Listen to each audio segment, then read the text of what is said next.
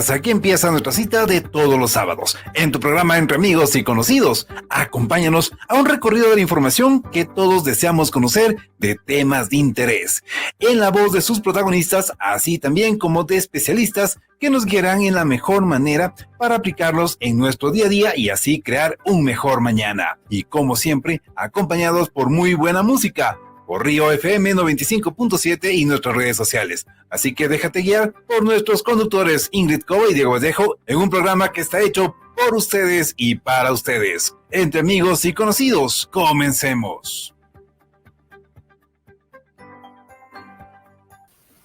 Muy buenos días, gracias por conectarse Entre Amigos y Conocidos. Estamos a través de la señal de Radio Río 95.7, acá desde la provincia de Chimborazo, desde la ciudad de Riobamba. Vamos a conversar sobre inseguridad ya sin más dilaciones, así que les pido que nos acompañen.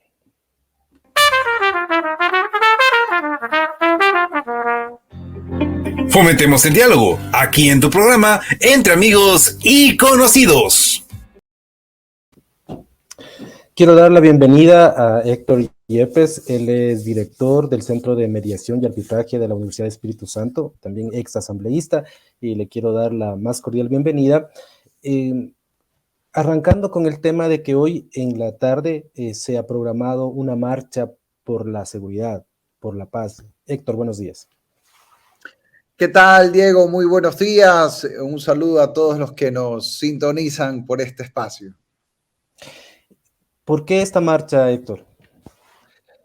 Bueno, hoy a las 3 de la tarde vamos a ir al Parque Centenario de Guayaquil, vestidos de blanco, a marchar por la paz, por la seguridad, por la vida de nuestras familias, para exigirle soluciones al Estado en su conjunto. Hoy estamos viviendo la crisis más terrible de inseguridad de la historia de nuestro país.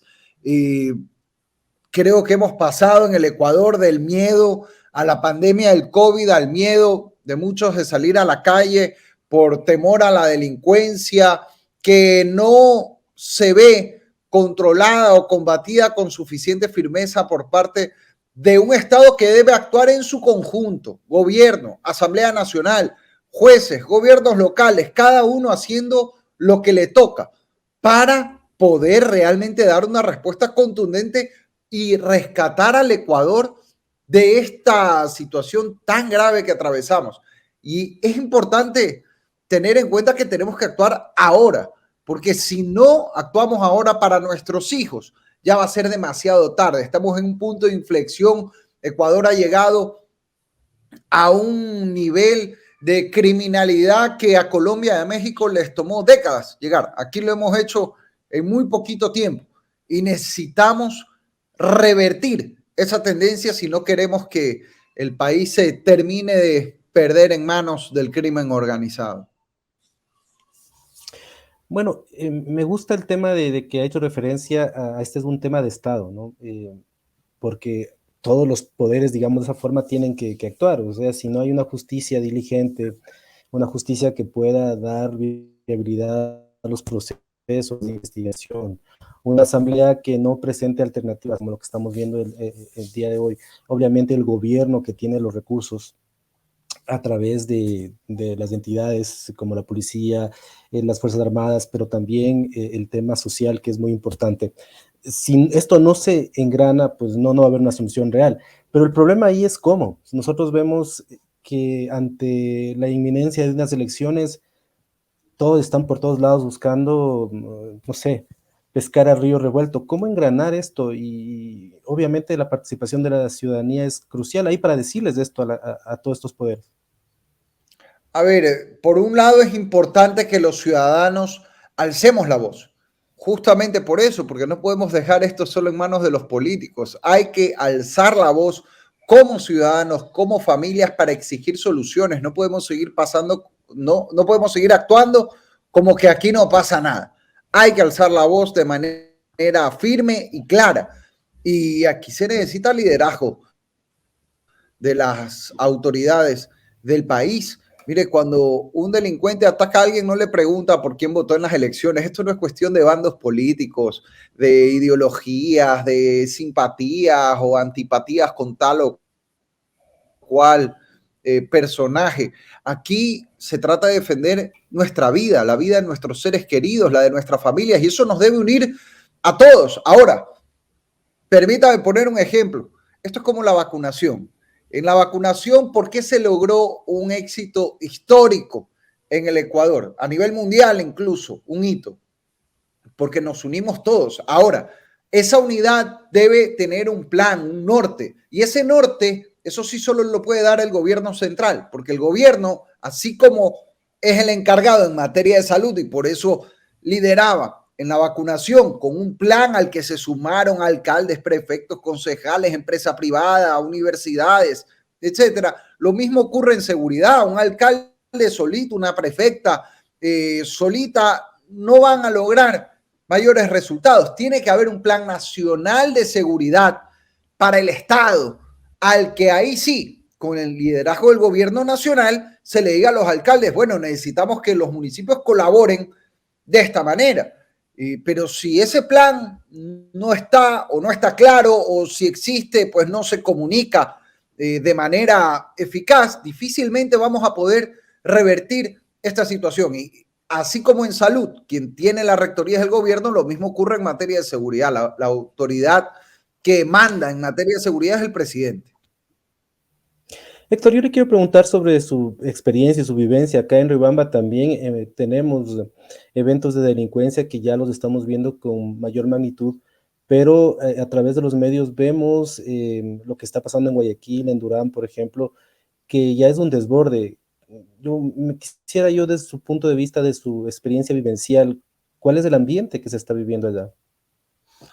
El ambiente es de mucho temor, de mucha angustia, incluso está afectando la economía, el trabajo, porque hay muchos negocios que en zonas, por ejemplo, donde se sale a comer habitualmente en la noche, ya están pelados, están vacíos, la gente no sale. Entonces, aquí hay que entender que sin seguridad no hay economía, no hay trabajo, no hay nada, porque sin seguridad no hay vida. Entonces, esto es lo más importante que debemos defender en estos momentos. Ya me preocupa mucho de cara al futuro, incluso que si no paramos esto ahora, si no se toman acciones ahora, muy probablemente después va a ser demasiado tarde o el costo va a ser demasiado alto más adelante. Aquí mientras más rápido se actúe, mejor. Y para eso también hay que involucrarse desde la academia. Mire, yo hoy soy profesor y director del Centro de Arbitraje y Mediación de la Universidad de Espíritu Santo y desde la UES estamos trabajando una propuesta con expertos en derecho, en seguridad, una propuesta que parta por varios temas. Uno, que quien utilice la fuerza para impedir que se cometa un delito no puede ir preso. Segundo, tiene que permitirse la tenencia y porte de armas no de manera libre, indiscriminada, que sería una locura, pero sí con controles y restricciones, pero tiene que permitirse, por ejemplo, en el campo, un mayor uso de armas, porque evidentemente pues la policía difícilmente va a llegar a tiempo a todos los recintos del Ecuador, es físicamente complicado. Por otro lado, hay que darle mayor uso de armas a los guardias de seguridad privada, y si se le da a la seguridad privada, con mayor razón debería dársele también a los agentes municipales. Mire, le pongo el caso de Guayaquil. En Guayaquil desde hace 5 años el municipio viene pidiendo al gobierno central que se autorice el uso de armas de aire, de armas no letales, pero que son contundentes para el combate contra la delincuencia, pero no se autoriza. Para eso no hay que cambiar la ley, simplemente tiene que haber la voluntad política del gobierno, porque ¿qué pasa muchas veces? Me contaba esta semana un policía bastante experimentado.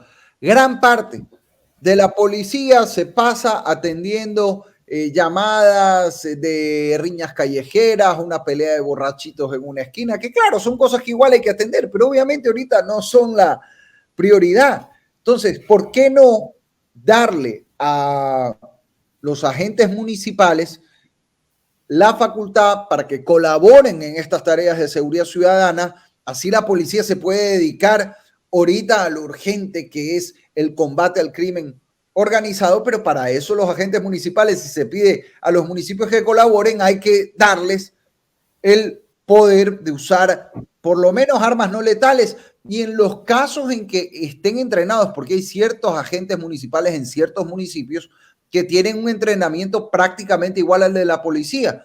En ese caso también deberían poder usar armas letales, todo esto con los debidos controles, pero aquí hay que tomar acciones urgentes para hacer frente a una criminalidad que no nos está dando tregua a las familias ecuatorianas. Medidas como las que se está tomando en Quito, por ejemplo, de prohibir el uso de armas blancas en espacios públicos, ¿colaboran en algo o son como aisladas con respecto a lo que se tiene que hacer? Mire, yo no sé cómo está dando resultados esa medida en Quito. Por un lado, pues sirve para quitarle las armas a los delincuentes. Por otro lado, también es un disuasivo para que alguien tenga algún mínimo medio de defensa personal, una persona honesta que quiera tener algún mecanismo de defensa. Hay que evaluar el resultado, pero el problema aquí es que son acciones aisladas. Y aquí lo que necesitamos es un plan nacional de seguridad, con información que solo el gobierno puede tener a la mano. Por ejemplo, para tener estadísticas a nivel nacional de qué tanto impacta este tipo de medidas o no, normalmente es el gobierno el que tiene la capacidad operativa para tener esa información y que le puede decir a los municipios, miren, sabemos que esto está funcionando, esto no, vamos por acá. Insisto, es como con la vacunación. Usted no le puede pedir a los municipios cuando estábamos en la vacunación que digan cuántas dosis había que poner o en qué intervalos, o que ordenar a los médicos de todos los hospitales del país. Por eso está el Ministerio de Salud, pues. Y sobre el plan de vacunación, obviamente los municipios entraron a colaborar de manera muy exitosa, poniendo los puntos de vacunación, recursos, personal, pero tiene que haber un plan integral, pues, porque si bien hay peculiaridades locales, no es lo mismo la situación en Chimborazo que en Tungurahua, Guayas o Esmeraldas. Hay fenómenos también que son más o menos similares a nivel nacional. Tiene que haber un plan nacional de seguridad aterrizado, por supuesto, a las distintas realidades locales, sobre el que trabajen los municipios, porque si no, mire, aquí lo que estamos viendo es que cada uno dispara por su lado. Muchas veces, no dudo, con muy buenas intenciones, pero no estamos teniendo los resultados que necesita la familia ecuatoriana para vivir con paz y tranquilidad. De igual forma, lo que sucede en la Asamblea con esto de que han destrabado la ley de uso de la fuerza, el uso progresivo, ¿también es una medida aislada? No, en el caso de una ley, pues estamos hablando de evidentemente una medida nacional. A buena hora ya le cambiaron el nombre de uso progresivo de la fuerza y la ley, entiendo, se va a llamar, como debe ser, uso legítimo de la fuerza. Porque aquí no podemos caer en una falacia, la progresividad. O sea, si el delincuente saca un cuchillo, entonces el policía saca un cuchillo. Si luego saca la pistola, el policía saca la pistola. Si dispara, luego dispara. Así no funciona la seguridad en ninguna parte del mundo. Aquí, y se está poniendo así en la ley, y ojalá se mantenga. Y como pasa en cualquier país desarrollado, si el policía dice, alto ahí, hay una advertencia y alguien no cumple, o hay un delito que se está cometiendo en curso, o un delincuente se acaba de dar a la fuga, desobedeció una orden del policía, el policía debe tener la potestad y la obligación de utilizar la fuerza, pues porque para eso justamente es que se le da el uso de la fuerza al Estado, pues para que ponga orden, porque si no los policías están pintados, y si no los policías van a seguir con la actitud que hoy tienen y que hay que comprender humanamente, que claro, todo el mundo le pide a la policía que actúe, pero resulta que cuando actúa, el policía termina enjuiciado y el delincuente termina libre. Entonces, ¿dónde estamos? Aquí la ley tiene que ser clarita. El respaldo es a la policía, a las Fuerzas Armadas. En esa ley debería incluirse también a los agentes municipales, es decir, a toda la fuerza pública del Estado, para que pueda utilizar la fuerza. con las restricciones y requisitos que tiene cada institución, que son diferentes, pero en el marco de eso tienen que poder actuar, porque si no, ¿cómo les pedimos que defiendan a la familia si no tienen las herramientas legales para poder actuar? Y ahí debe haber una política de Estado muy clara, tiene que haber una ley de uso legítimo de la fuerza que se ponga del lado de la fuerza pública, del lado de las víctimas y no del lado de los delincuentes. ¿Usted considera que el mayor grado de actos delincuenciales que se ven actualmente son causados por el crimen organizado? Y de ser así, parece que es una fuerza imparable, ¿no? Mire, lo más grave para mí que hoy estamos viendo es una mezcla entre las peleas del crimen organizado entre distintos bandos con un crimen ordinario, un crimen callejero que está totalmente desbordado y más violento que nunca. Vimos todos como hace poco en Quito, en la 6 de diciembre, en Mosmediano, en una calle muy concurrida de nuestra capital, a un chico le roban y lo acuchillan. O sea, el mismo delincuente que hace unos 10 años casi que le pedía perdón por quitarle el celular, casi amablemente, hasta había esta frase que era triste escuchar, pero se decía, ¿no? Bueno, por lo menos solo me robó, no me hizo nada más. Hoy, en cambio, esos mismos delincuentes, que no son del crimen organizado, es el delincuente común y corriente de toda la vida, en cambio acuchilla o le pega un tiro a quien incluso ya le dio lo que le pedía. ¿Por qué? Porque estamos viendo un crimen mucho más violento y irracional que antes. Yo creo que eso tiene mucho que ver también con el aumento dramático de consumo de drogas en el Ecuador. Y ahí hay otro tema que no se termina de abordar. Hay que eliminar la tabla de drogas. Se puede hacer vía asamblea. Yo recuerdo cuando fui legislador lo propuse 2 veces. No hubo mayoría, lamentablemente. Luego escuché en esta última campaña que todos decían que iban a eliminar la tabla de drogas, incluido el presidente. Y también la gran mayoría de asambleístas. ¿Por qué no se elimina? Debería haber mayoría hoy por hoy para eliminarla. Y si no, el gobierno también vía decreto presidencial puede eliminar la tabla para cortar este consumo desbordado de drogas que está afectando también a la criminalidad y que la vuelve más violenta y más peligrosa para las familias ecuatorianas. Por supuesto, el daño ya está hecho, ¿no? Eliminando la tabla no se va a revertir automáticamente el daño enorme que ya se ha hecho a las familias de nuestro país, pero por lo menos el primer paso es cortar que el daño siga aumentando para luego trabajar en prevención y rehabilitación. Mire, incluso desde el 2020, cuando yo fui legislador, propuse y quedó aprobada, está vigente una ley que prohíbe el consumo de drogas en lugares públicos. No se aplica. Hay vigente una ley que dice que todo lo incautado al crimen organizado debe destinarse a prevención y rehabilitación. ¿Dónde están esos recursos? Es decir, hay cosas que hay que cambiar en la ley y en otros temas lo que hay que hacer es ejecutar con acciones, no con bla bla, lo que ya está en las normas. Quería preguntar, después de esta marcha, ¿qué se pretende conseguir o hacia dónde va? ¿Cuál es un siguiente paso después de esta marcha de hoy?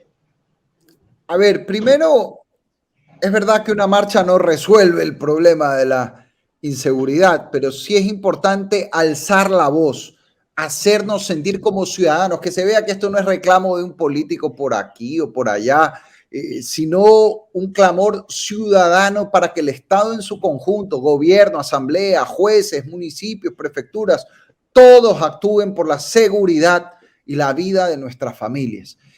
Vamos a presentar una propuesta también como Universidad de Espíritu Santo, más allá de la marcha en sí, estamos preparando una propuesta con expertos en derecho y en seguridad para entregarla a las autoridades, porque la academia tiene que involucrarse y esto es parte de un llamado a todos, de involucrarnos también, de hacer la parte que nos toca desde donde estamos. Los medios de comunicación tienen en eso una responsabilidad enorme también. Si bien la principal responsabilidad es de las autoridades del Estado, sobre todo el gobierno central y de la asamblea y los jueces, todos tenemos que aportar nuestro granito de arena en estos momentos difíciles, así que hoy vamos a salir a las calles, alzar la voz y vamos a estar pendientes de que haya acciones reales por parte de las autoridades. De lo contrario, habrá que continuar con la movilización, pero aquí no podemos cruzarnos de brazos mientras nos roban la tranquilidad, la paz y la vida de nuestros seres queridos. Algo importante también es, existen en el Ecuador expertos en seguridad también como avalados como para dar esta asesoría. Yo he escuchado en algunos medios que dicen no pasamos de 4 o 5 expertos reales sobre seguridad. ¿Existen? Mire, yo no soy un experto en el tema, en la parte técnica de seguridad. Hay gente experta, hay elementos valiosos en las Fuerzas Armadas y en la Policía Nacional, y hay expertos también en el extranjero. Yo creo que contar con asesoría de quienes ya han pasado por las experiencias de Colombia y México es muy importante, y hay que mirarnos, es triste decir esto, pero hay que mirarnos en ese espejo con un agravante. Colombia y México son países geográficamente mucho más grandes que el Ecuador. Si usted está en México DF, en la capital, no siente lo que pasa en Sinaloa. Aquí en Ecuador, siendo un país chiquito, es mucho más vulnerable y la violencia no tiene de dónde esconderse. Así que aquí la situación, me temo que si no actuamos a tiempo, puede ser incluso peor que en esos países. Y de hecho estamos viendo cómo de manera mucho más rápida se está llegando a esos niveles de lo que ocurre en México y Colombia. Y esta desesperación también de la gente, hay que decirlo, yo veo en las redes y en estos grupos, por ejemplo, de WhatsApp, en donde dicen ya el delincuente que sea atrapado será agarrado y les van a dar un escarmiento, ¿no? Entonces estamos generando también violencia que puede terminar desbordándose con o sin justicia, porque ahí está otro riesgo también, la desesperación ciudadana, hacia dónde le está conduciendo esta situación que está viviendo. Mire, lamentablemente cuando el Estado no responde, la gente busca cómo responder, es la naturaleza humana, no está bien, pero es humanamente entendible. ¿Y cuál es la solución a eso? Que el Estado haga lo que tiene que hacer, pues para que no lleguemos a esos extremos que ya se han visto en otros países, de hecho en México y Colombia, incluso de llegar a grupos paramilitares que se terminan encargando de la seguridad ahí donde el Estado ha fallado.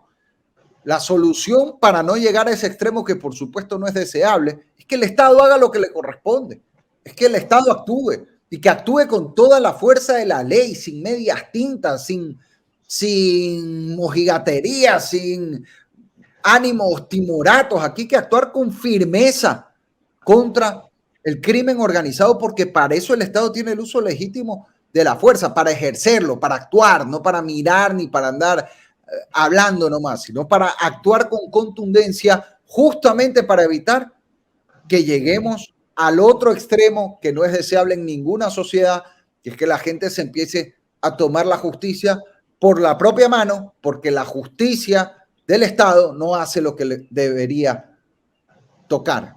Y esto no solo es un llamado al gobierno de utilizar la fuerza, también, y por eso menciono todo el tiempo a los jueces, porque de nada sirve que el gobierno actúe si los jueces luego están enconchavados con los criminales, o algunos son hasta, parece, delincuentes mismos disfrazados de jueces. No todos, por supuesto, hay jueces muy honorables y muy capaces, pero lamentablemente también hemos visto de lo otro, y es parte de lo que hay que combatir si queremos solucionar realmente el problema de la seguridad.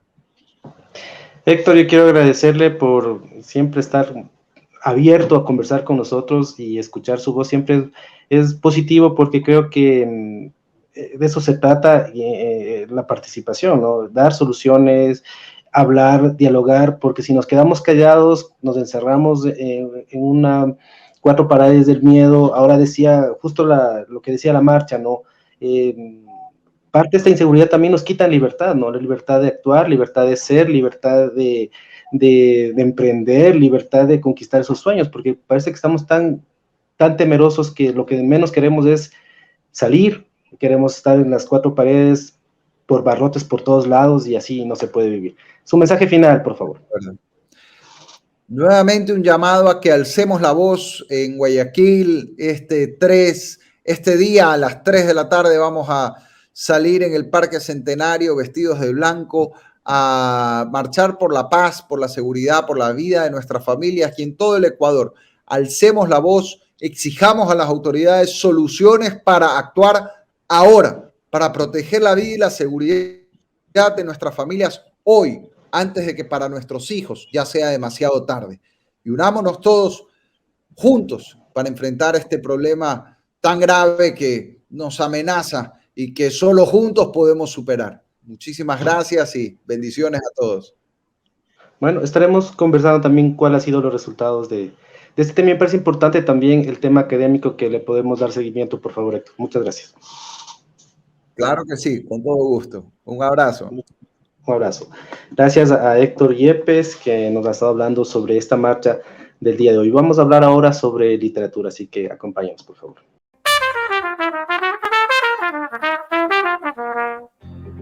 Fomentemos el diálogo, aquí en tu programa, Entre Amigos y Conocidos. Bueno, tenemos unos problemas técnicos a causa de la falta de internet, pero vamos a lograr salir avante de esto. Quiero dar la bienvenida a Rommel Manosalvas. Él es escritor y precisamente queríamos conversar, habíamos visto a través de las redes que está lanzando su primera novela, Anatomía Transparente, y queríamos conversar precisamente sobre este tema, y nos da gusto de que más escritores puedan tener su voz y que puedan circular, pero también vamos a conversar con él acerca de estos detalles, de cómo se puede circular, que sí hay un mercado para el Ecuador, así que ya vamos a conversar todo con Rommel. Buenos días, ¿qué tal, Rommel? Hola, Diego, ¿qué tal? Buenos días, muchas gracias por invitarme. Chévere, gracias también estamos desde Quito, ¿no? Sí, en Quito, en la mitad del mundo justito. En la mitad del mundo. Bueno, vamos a conversar justo eso, y la pregunta antes de enfocarnos en la novela y en su historia, sí me gustaría que nos comentaras acerca de qué tan difícil, qué tan complicado este proceso editorial en el Ecuador. Hay un mercado para las novelas en este caso, y qué tan complicado es. Bueno, en los últimos tiempos hay como un despunte de muchas editoriales independientes aquí en el país, ¿no? Puedo hablar de Quito, que es mi ciudad y es, digamos, el escenario literario que más me es familiar y más conozco, pero existen editoriales independientes que son muy reconocidas ya en Cuenca y en Guayaquil también, ¿no? Tenemos el caso de La Caída en Cuenca, que es dirigida por un editor argentino, Germán Gacio, o en Guayaquil, La Casa Morada y Cadáver Exquisito, que dirige Paulina Briones, que también es autora. Entonces, hay bastante, digamos, oferta en relación al mundo editorial acá. Lo que sí no hay, digamos, es una presencia de grupos editoriales grandes. Hace algunos años Alfaguara funcionaba acá, pero se retiró del mercado acá en Ecuador. Entonces, digamos que eso es lo que falta. Yo ahora mismo publiqué con Planeta, pero con Planeta en Colombia, porque como digo, acá no existe ese editorial, ¿no? No tiene unas oficinas de aquí, una base, digamos, acá en el país. Entonces, en ese sentido sí que podría ser un poco complicado, pero igual pienso que es súper importante tener en cuenta todas estas otras opciones que están haciendo como un trabajo súper meticuloso y milimétrico con relación a la literatura que publican, ¿no? ¿Cómo llegaste a este contacto con Planeta Colombia? Bueno, ellos me contactaron a mí en 2020 porque yo gané un concurso internacional y eso fue como bastante mediático a nivel de latinoamericano, digamos. Entonces, la editora se puso en contacto conmigo, la editorial, y a partir de entonces, pues comenzamos a trabajar en lo que hoy es la novela, ¿no?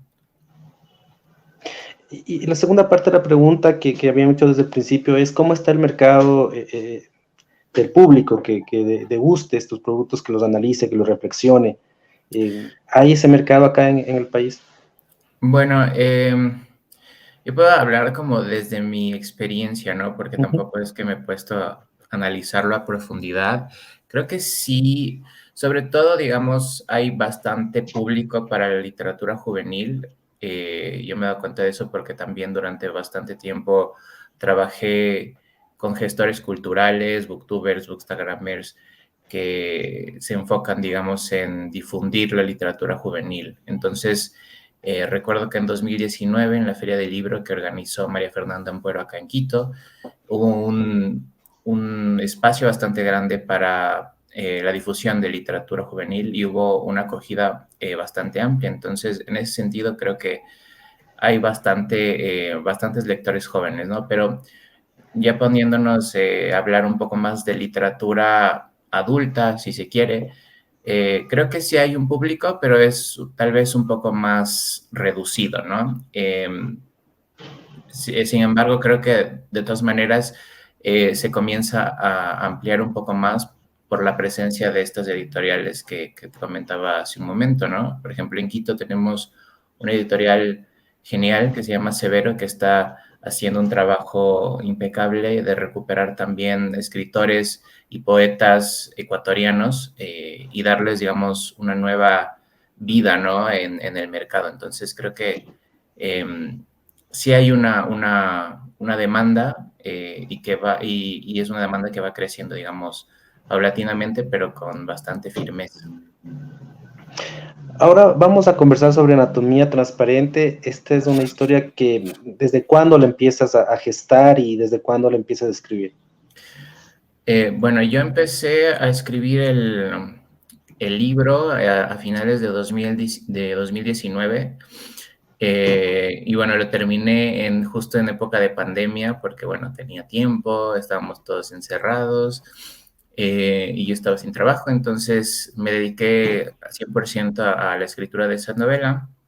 Después en agosto pasó lo que te comentaba con el tema este del concurso. Y bueno, yo le presenté al editorial el primer borrador que tenía ya para entonces. Y bueno, a partir de eso seguimos como trabajando, editando, cambiando, añadiendo, quitando. Bueno, es como la edición es un trabajo incluso más extenso que la propia escritura, ¿no? Entonces, sí se tomó bastante tiempo digamos, finiquitar todo eso, sobre todo también porque hubo retrasos debido justo a la pandemia y también a la coyuntura política colombiana, que el año pasado fue bastante caótica. Entonces, pero bueno, ese fue más o menos como en resumen todo el proceso de gestación, digamos, de la novela. ¿Cómo te encuentras con la historia? ¿Cómo empatas con la historia de la que vamos a conversar más luego? Uh-huh. Bueno, yo creo que todo el libro, de cierta forma, es una escritura autobiográfica. Entonces, esta novela sí que nació, digamos, de una necesidad de sanación, de hacer catarsis. Y en un primer momento no era pensado como una novela, sino como un diario. Y bueno, después ya la extensión y la propia escritura me fue como demandando que le diera otra forma, ¿no? Entonces, fue ahí que como empecé a estructurarlo a partir, digamos, de las directrices o de los lineamientos de lo que es una novela. Pero fue una escritura súper orgánica, ¿no? A lo mejor porque justamente no lo pensé desde el comienzo con un formato específico, sino que simplemente me puse a escribir y lo dejé fluir. Y además era un tema que en ese momento me conflictaba mucho, ¿no? Entonces, creo que todos esos factores también incidieron para que la escritura se dé de manera súper orgánica y natural. Y bueno, después ya el proceso, digamos, de estructurar el libro, de darme cuenta también de qué era lo que me estaba demandando la escritura. Entonces, fue también un proceso de aprendizaje para mí. No es de spoiler que el libro habla de un suicidio porque arranca así, ¿no? Uh-huh. ¿Por qué? Y ahora te pregunto esto porque va muy enlazada con la actualidad. Siempre hay casos de personas que acuden a esta autoeliminación. Pero conversábamos esta semana, por ejemplo, que en nuestra ciudad, en Riobamba, en Chimborazo, se van viendo con más continuidad casos de personas que recurren al suicidio. ¿Por qué abordaste esta situación en tu novela? Bueno, porque para mí era importante en su momento echar un poco de luz también sobre mi propio conflicto interno, sobre mis propias, digamos, dinámicas psicológicas, si se quiere. El libro tiene un componente ahí que tiene mucho que ver con la salud mental y que es un tema que se está hablando más y más cada vez, ¿no? Y me parece súper importante y necesario como hablar de eso y también integrarlo mucho con temas de salud pública, porque me parece que siempre se ha visto a la salud mental como una cuestión por fuera de la salud, digamos, de forma integral, ¿no? Entonces, a lo mejor si hubiera como una asistencia pública para estos casos, quizás se podrían evitar situaciones como las que me cuentas, ¿no? De que se suicida gente todo el tiempo. Eh, para mí también era un poco enfrentarme también con esas pulsiones en ese momento en el que empecé a escribir, porque yo comencé a escribir la novela en un momento súper complicado para mí, súper duro emocionalmente. Entonces, a través, digamos, de la escritura, encontré la manera de salvarme de cierta forma, ¿no? Como de poner toda esa oscuridad en el papel y purgarme de cierta manera. Entonces, eh, sí que tiene que ver con como te decía, una experiencia personal y una cuestión súper íntima mía, pero también a medida que fue extendiéndose la escritura me interesaba un poco más también como echar cierta luz sobre la salud mental, ¿no? Y me gusta esa definición que has hecho de que esta vez, a veces la salud mental se ve como fuera de la salud, entonces es como algo que está externo, o también hay este conflicto de ver a alguien que necesita un tratamiento o un seguimiento en cuestión de salud mental, se lo ve también desde un punto de vista discriminatorio, ¿no? Como que tienes que ir, o sea, ¿qué te pasa? ¿Sientes eso también, todavía esta discriminación a alguien que quiere buscar ayuda en este aspecto? Eh, la verdad, no creo que ahora se está naturalizando, perdón, un poco más el tema, ¿no? Ahora es como un poco más normal estar con tu grupo de amigos o de conocidos y comentar, ¿no? Sobre temas como la depresión, por ejemplo, que es una cuestión que se acrecentó un montón durante la época de confinamiento. Entonces yo creo que sí ha sido un tema súper tabú y súper difícil de hablar porque siempre es una cuestión que ha sido como reducida a la locura, ¿no? Como inmediatamente uno piensa que si alguien necesita ir a un psicólogo, está loco, tiene problemas así raros. em, y lo que aprecio, digamos, de este momento, esta época, es que se comienza a hablar de eso de una forma mucho más natural y mucho más abierta y a darle mucha más visibilización, lo cual es súper importante como para naturalizar este tema, ¿no? Y que se haga también algo desde las plataformas públicas para, de cierta manera, remediar esta, digamos, suerte de pandemia también que tiene que ver con la depresión, que tiene que ver con el suicidio y con todos estos temas también de salud pública. Oye, el poner final a tu novela o publicarla, ¿cuál de esos momentos puede coincidir con esta superación de alguna forma de tus problemas emocionales de los que nos contaste?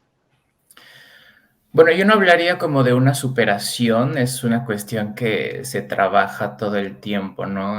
El tema de la salud mental es una cuestión que no tiene como una cura específica, no es que te dan como una pastilla o, no sé, un jarabe y se te quita, ¿no? Es una cuestión de trabajarlo todo el tiempo.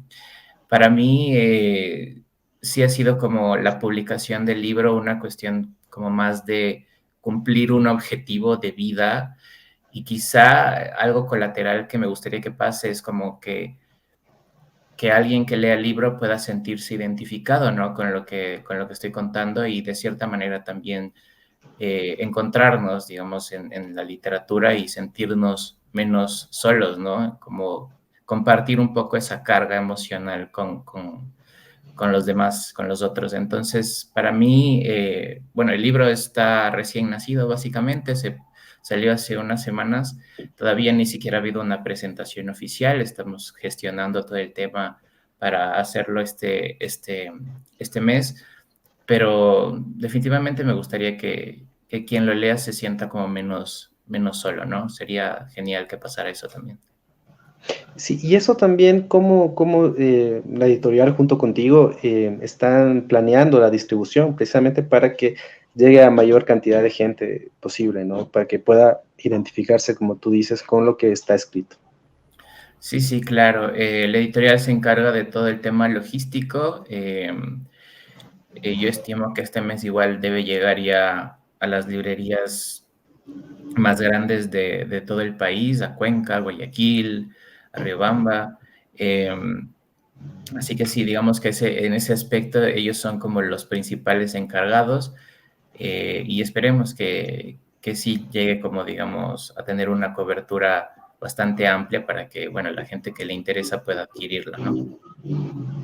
Rommel, cuéntanos acerca ya de la novela y de los personajes de los que hablas y si puedes algo del argumento. Claro. El libro habla sobre Samuel, que es el personaje principal. Todo el libro está escrito en clave epistolar, es decir, son cartas que escribió él y que le dejó a su madre antes de suicidarse, ¿no?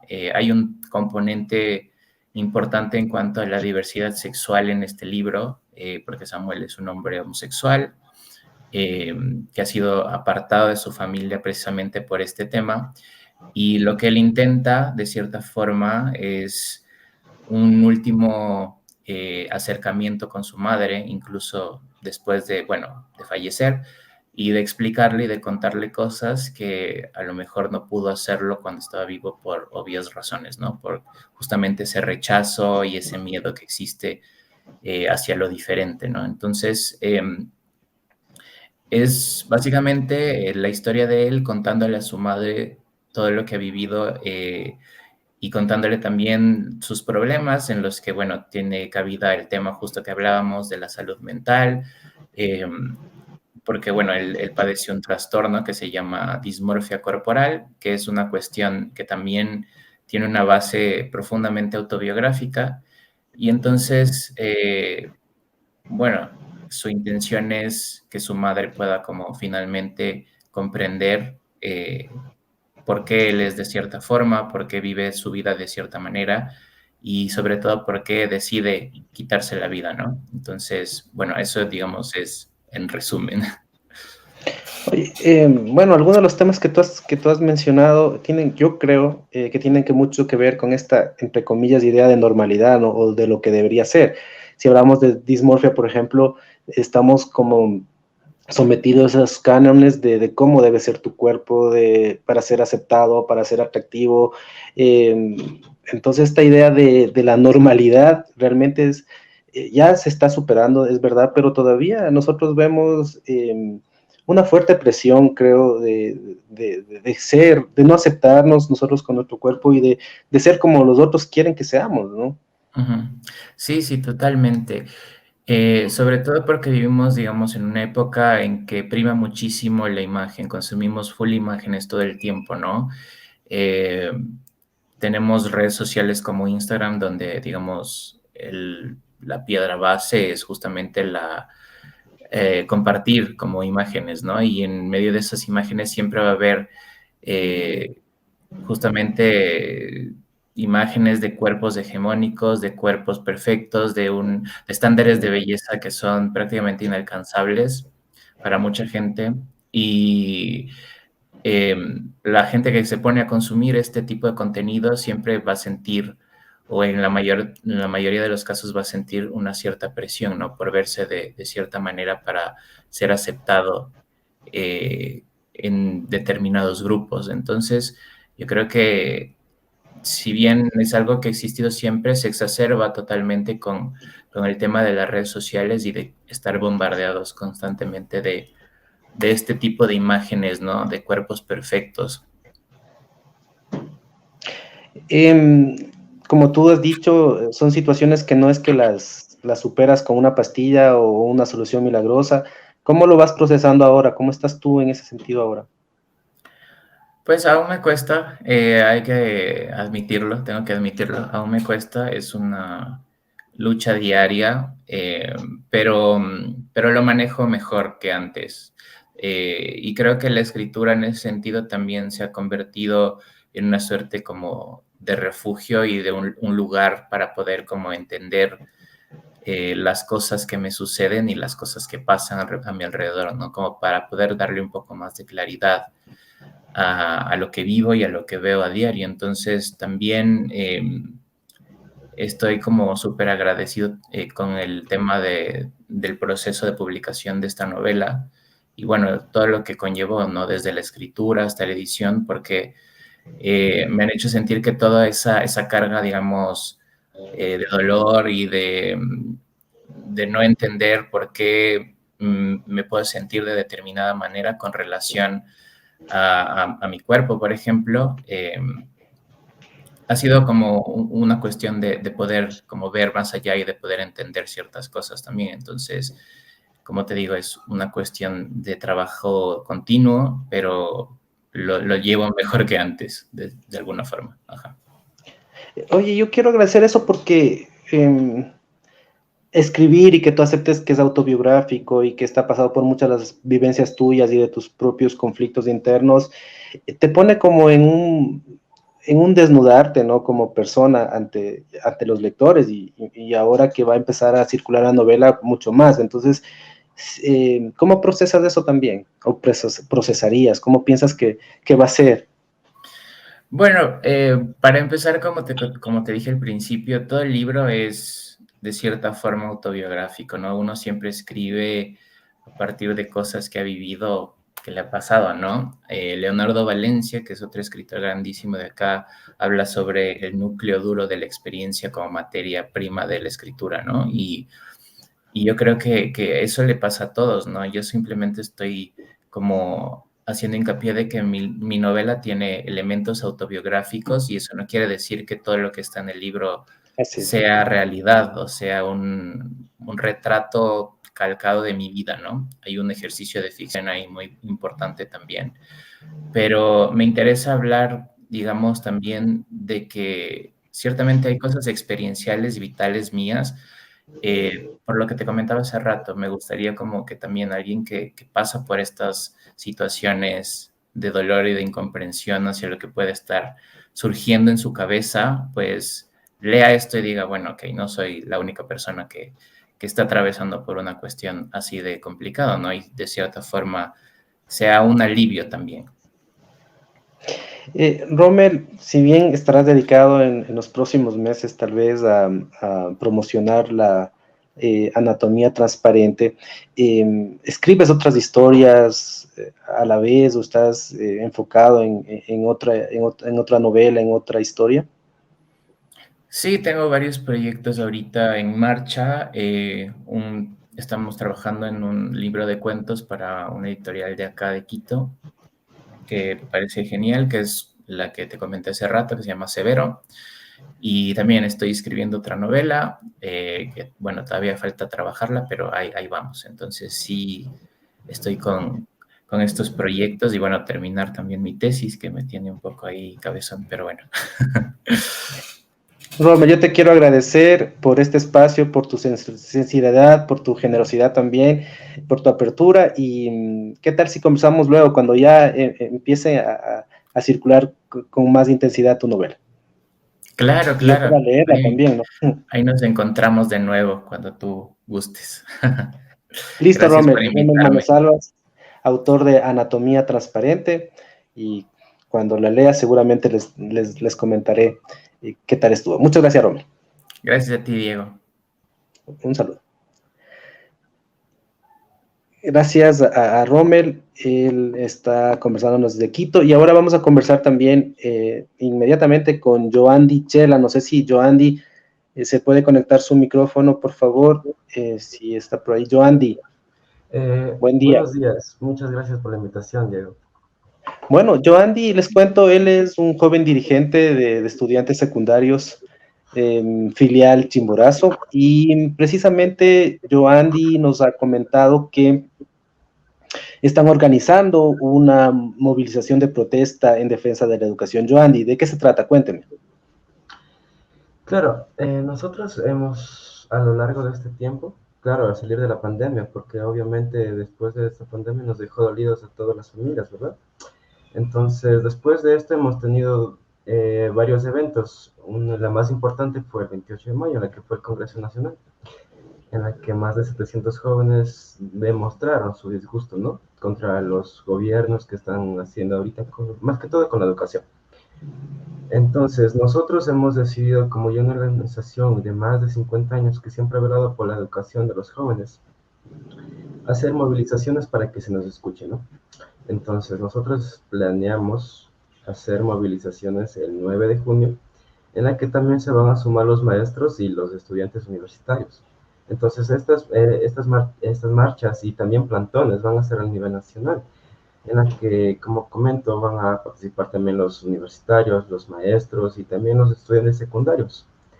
Entonces, nosotros más que todo hacemos esto para que el gobierno nos escuche a nosotros, para que el gobierno ya tome cartas en el asunto de la educación, porque como bien sabemos, la educación en las últimas 2 décadas lo único que ha hecho es empeorar. Entonces nosotros estamos cansados de eso y empezamos a levantarnos como jóvenes, interesados en nuestra educación y en nuestro futuro.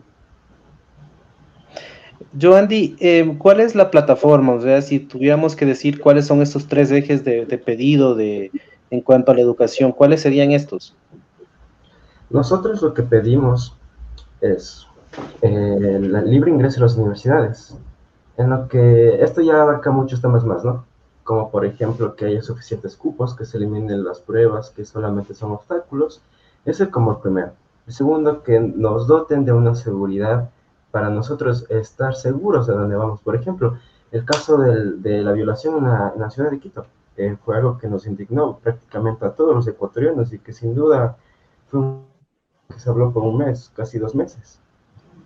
Entonces, nosotros pedimos eso y también pedimos el 6% del PIB, que vendría siendo el Producto Interno Bruto, ¿no? Porque en las últimas encuestas que se ha hecho, lo único que nos ha dado es el 3,1%. Entonces, nosotros al salir de una pandemia, lo que más necesitamos es infraestructura y los bolsillos de las familias ecuatorianas, ¿no? Están más dolidas, están afectadas y nosotros necesitamos el apoyo del gobierno en este asunto, en lo que el gobierno de Guillermo Lasso nos prometió el 6% del PIB, sin embargo hasta ahora no se ha cumplido.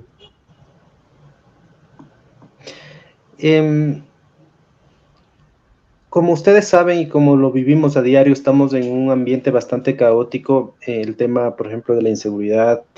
¿Ustedes no temen que estas movilizaciones también ahonden este problema de traer caos al país, más de lo que estamos viviendo? Nosotros más que todo, como una organización revolucionaria, lo que pedimos es un gobierno y un país apto para vivir. Entonces, al nosotros hacer este tipo de movilizaciones o marchas, nosotros no buscamos que empeore el país como tal, sino todo lo contrario.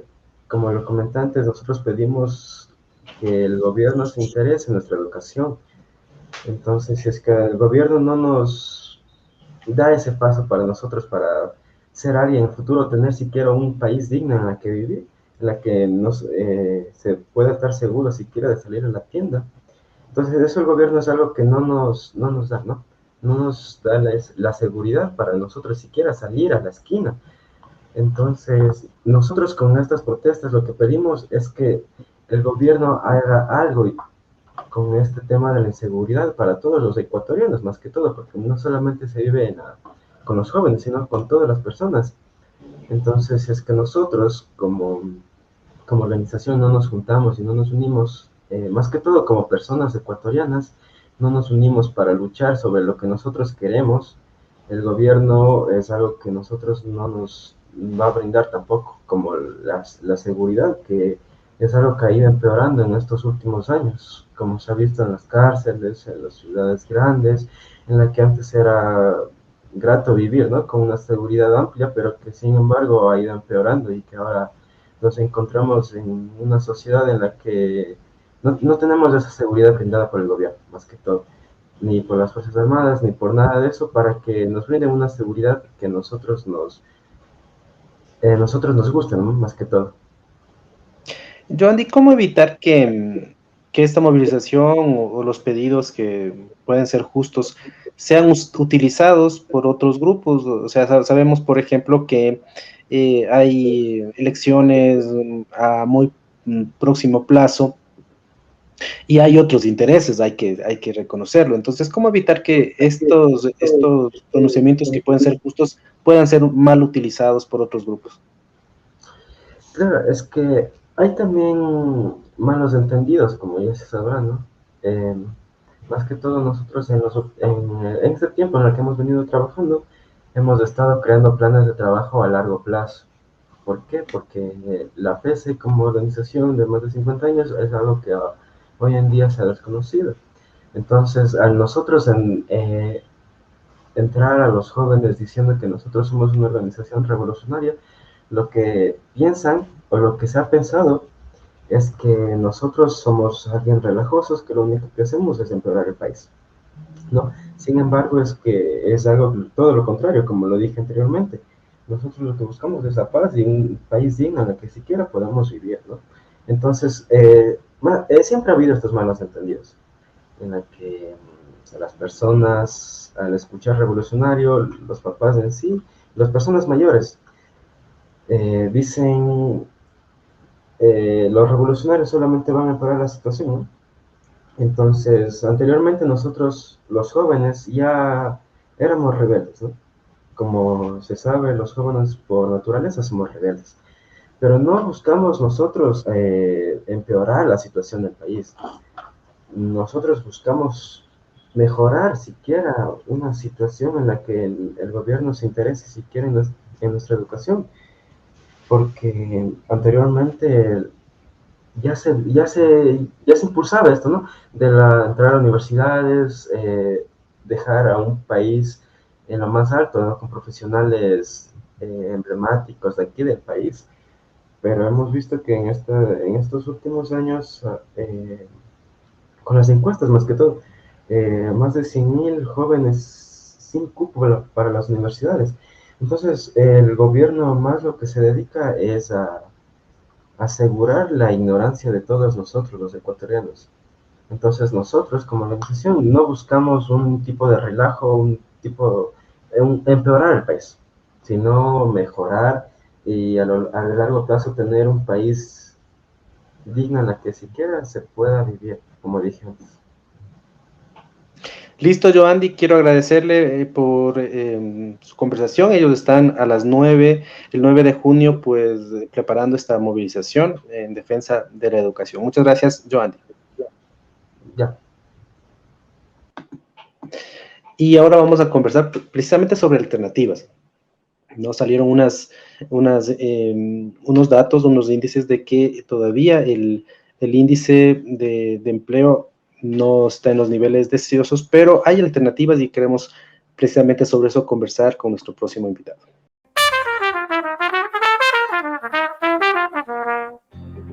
Fomentemos el diálogo aquí en tu programa Entre Amigos y Conocidos.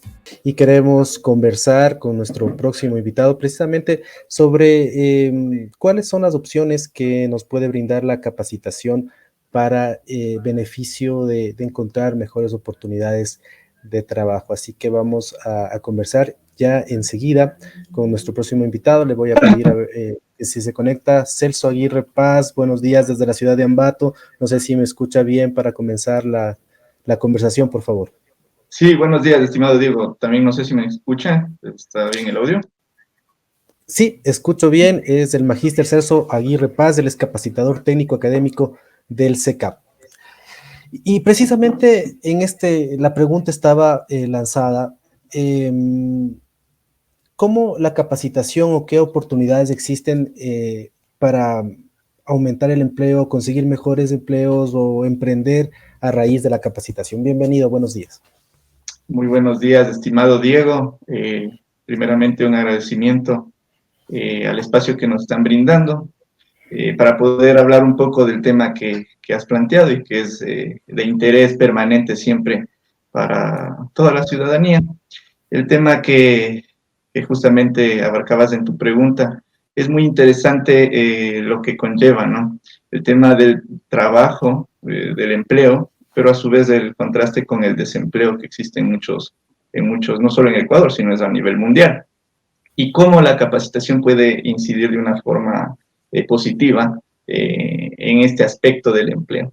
Entonces, bueno, ahí es muy importante abarcar nosotros, bueno, en mi caso yo trabajo en el Servicio Ecuatoriano de Capacitación Profesional, soy instructor técnico académico de esta institución, es la institución pública oficial de capacitación y certificación, ¿no? Eso hay que recalcar sobre el CECAP.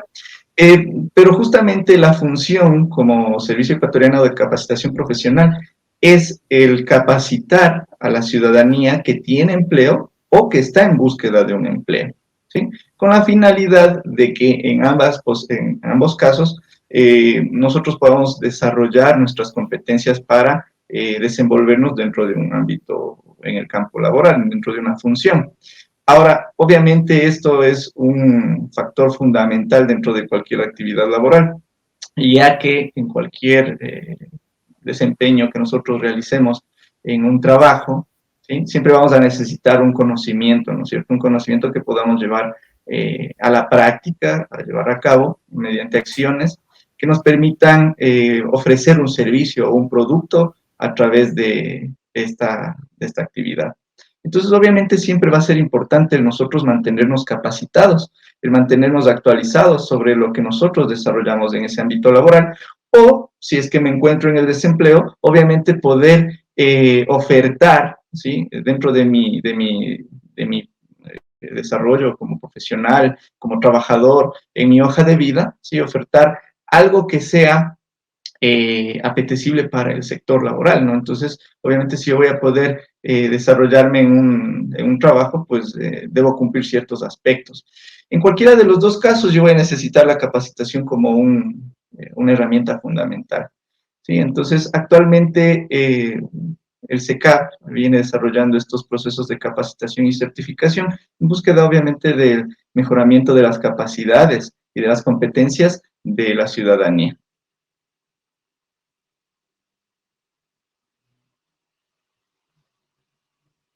Entonces, decía que vamos a desglosar cuáles son esas alternativas, ¿no? Tanto para las personas que tienen empleo como para las personas que no. Y se hablaba de capacitación y certificación. ¿Cuáles como las diferencias de estos dos servicios? Ya, muchas gracias por la pregunta, estimado Diego, porque es bien importante que nosotros diferenciemos cuáles son las características o el objetivo de la capacitación y la diferencia que tiene con la certificación. Nosotros en el ámbito de capacitación estamos hablando de un proceso donde una persona participa, ¿sí? Para aprender algo o para actualizar sus conocimientos, ¿sí? Entonces, cuando alguien se capacita, lo que se busca es que desarrolle a través de varios conocimientos y la puesta en práctica de esos conocimientos de las competencias que le permitan desarrollarse, desenvolverse en un ámbito laboral, ¿sí? Entonces, si es que yo quiero, por ejemplo, soy un joven bachiller y quiero aprender una actividad, por ejemplo, que podría ser el tema de metalmecánica, ¿sí? Tal vez me interesa un poco desenvolverme en el ámbito de la construcción de estructuras metálicas, por ejemplo, ¿sí? Pero yo no conozco nada acerca del tema, me interesa, pero nunca he soldado, por ejemplo, nunca he realizado una soldadura. ¿Yo qué hago? Puedo ingresar a un proceso de capacitación donde yo voy a aprender desde cero cómo se suelda, ¿sí? Entonces, estoy aprendiendo en un proceso. Obviamente, este proceso va a depender de cuántas horas yo me voy a capacitar para llegar a desarrollar más competencias, ¿no? ¿Sí? Obviamente también esto será de acuerdo al tema específico en el que yo me capacite, ¿sí? También podría darse el caso de que yo tengo un taller, o mejor dicho, trabajo en un taller de metalmecánica, tal vez desde hace unos 10 años, ¿sí? Aprendí como un oficial en ese taller, ¿sí? He ido desarrollando estos conocimientos, este trabajo a partir de la práctica diaria que he realizado en ese trabajo, pero nunca tuve un proceso de capacitación, nunca aprendí a hacer esto realmente de una forma técnica, ¿sí? Y en un ámbito un poco más formal. Entonces, ¿qué hago? Yo voy a un centro como es el CECAP, ¿sí? Y me capacito en un tema de soldadura, como me mantengo el mismo ejemplo, y lo que estoy haciendo es actualizando y tecnificando, ¿sí? Esos conocimientos que yo he adquirido en estos años de una práctica empírica, por decirlo así, a través de la oportunidad que tuve de estar trabajando y observando lo que realizan los otros. Pero lo que vengo a hacer en el SECAB ahora es actualizarme, tecnificar, y sobre todo en cualquiera de los dos casos, ¿no? Donde yo voy a aprender desde cero o estoy actualizándome, voy a obtener un certificado, es decir, yo tengo un aval de que me capacité sobre un tema. Hay que recordar en el caso del SECAP que nuestros certificados están avalados por lo que es el Ministerio de Trabajo y obviamente el SECAP. Entonces, ese es el punto final, ¿no?, del proceso de capacitación, donde yo apruebo el proceso y recibo mi certificado de capacitación. Eso en cuanto a lo que es capacitación. Ahora, en el tema de certificación, que es muy distinto, en la certificación por competencias laborales, en cambio hablamos de un proceso donde el ciudadano, ¿sí?, viene y se inscribe en este proceso de certificación para que el SECAP realice una examinación de sus competencias, con la finalidad de entregarle un aval de que esa persona sabe realizar una actividad laboral, ¿sí? Entonces, ahí hay una diferencia, ¿no?, que hay que recalcar. En la capacitación, de cierta manera, podríamos hablar de que yo vengo a aprender, ¿sí? En la certificación, en cambio, yo vengo a que me avalen, a que certifiquen que yo ya sé algo, ¿sí? Entonces, en la certificación, vamos a avalar como SECAP que una persona, un ciudadano, sabe hacer algo. Entonces, voy a poner un ejemplo, ¿sí? Voy a poner un ejemplo.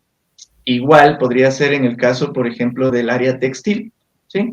O, por ejemplo, en el caso del SECAP, nosotros estamos certificando lo que es en el área textil, en el área metalmecánica, de comunicación, en algunos aspectos que son fundamentales para el desarrollo productivo del país.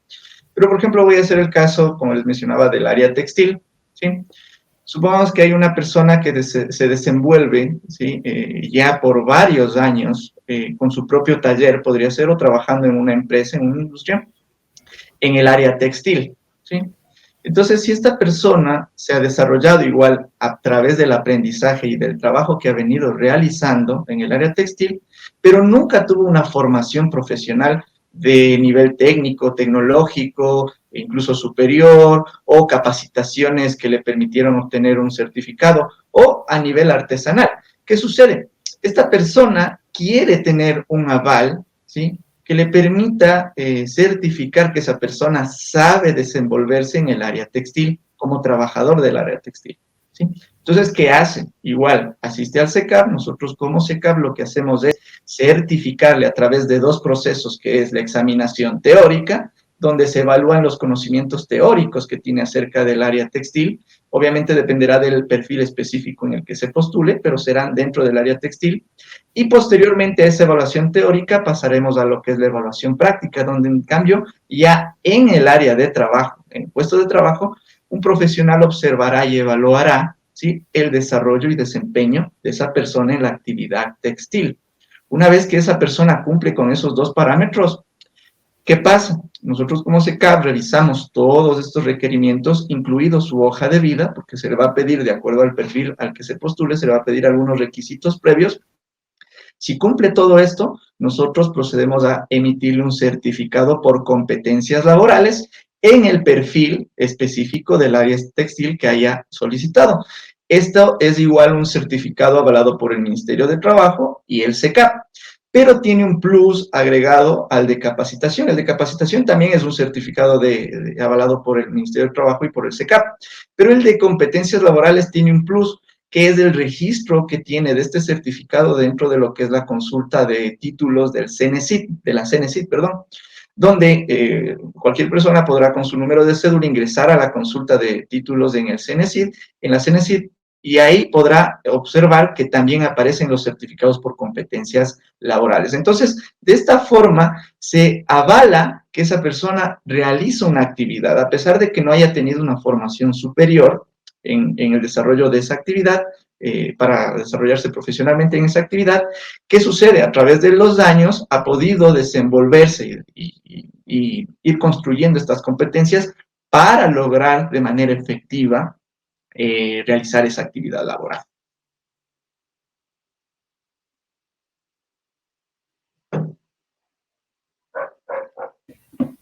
Como su nombre lo indica, esta certificación obviamente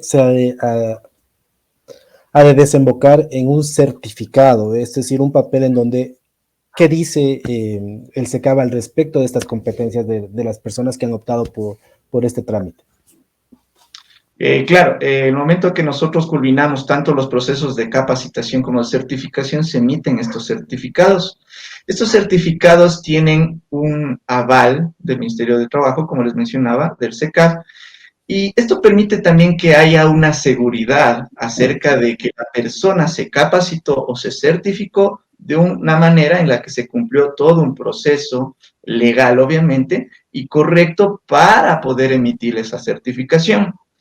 Esto es muy importante, ¿por qué? Porque nosotros, al emitir este tipo de documentos, permitimos que el caso de empresas, instituciones, organizaciones, emprendimientos, cualquier ente empleador, ¿sí?, tenga una seguridad, ¿no?, de que esa persona que viene con un documento del SECAF tiene los conocimientos que requiere para desarrollar una actividad laboral. Esto es muy importante porque actualmente en el Ecuador y como en muchas partes del mundo existen muchas empresas privadas, personas incluso naturales, que capacitan, lo cual abre las puertas también a que existan muchos ámbitos donde la capacitación muchas veces no ha llegado en cuanto a temáticas o conocimientos específicos. Sin embargo, no existe una seguridad de que esos procesos vayan a ser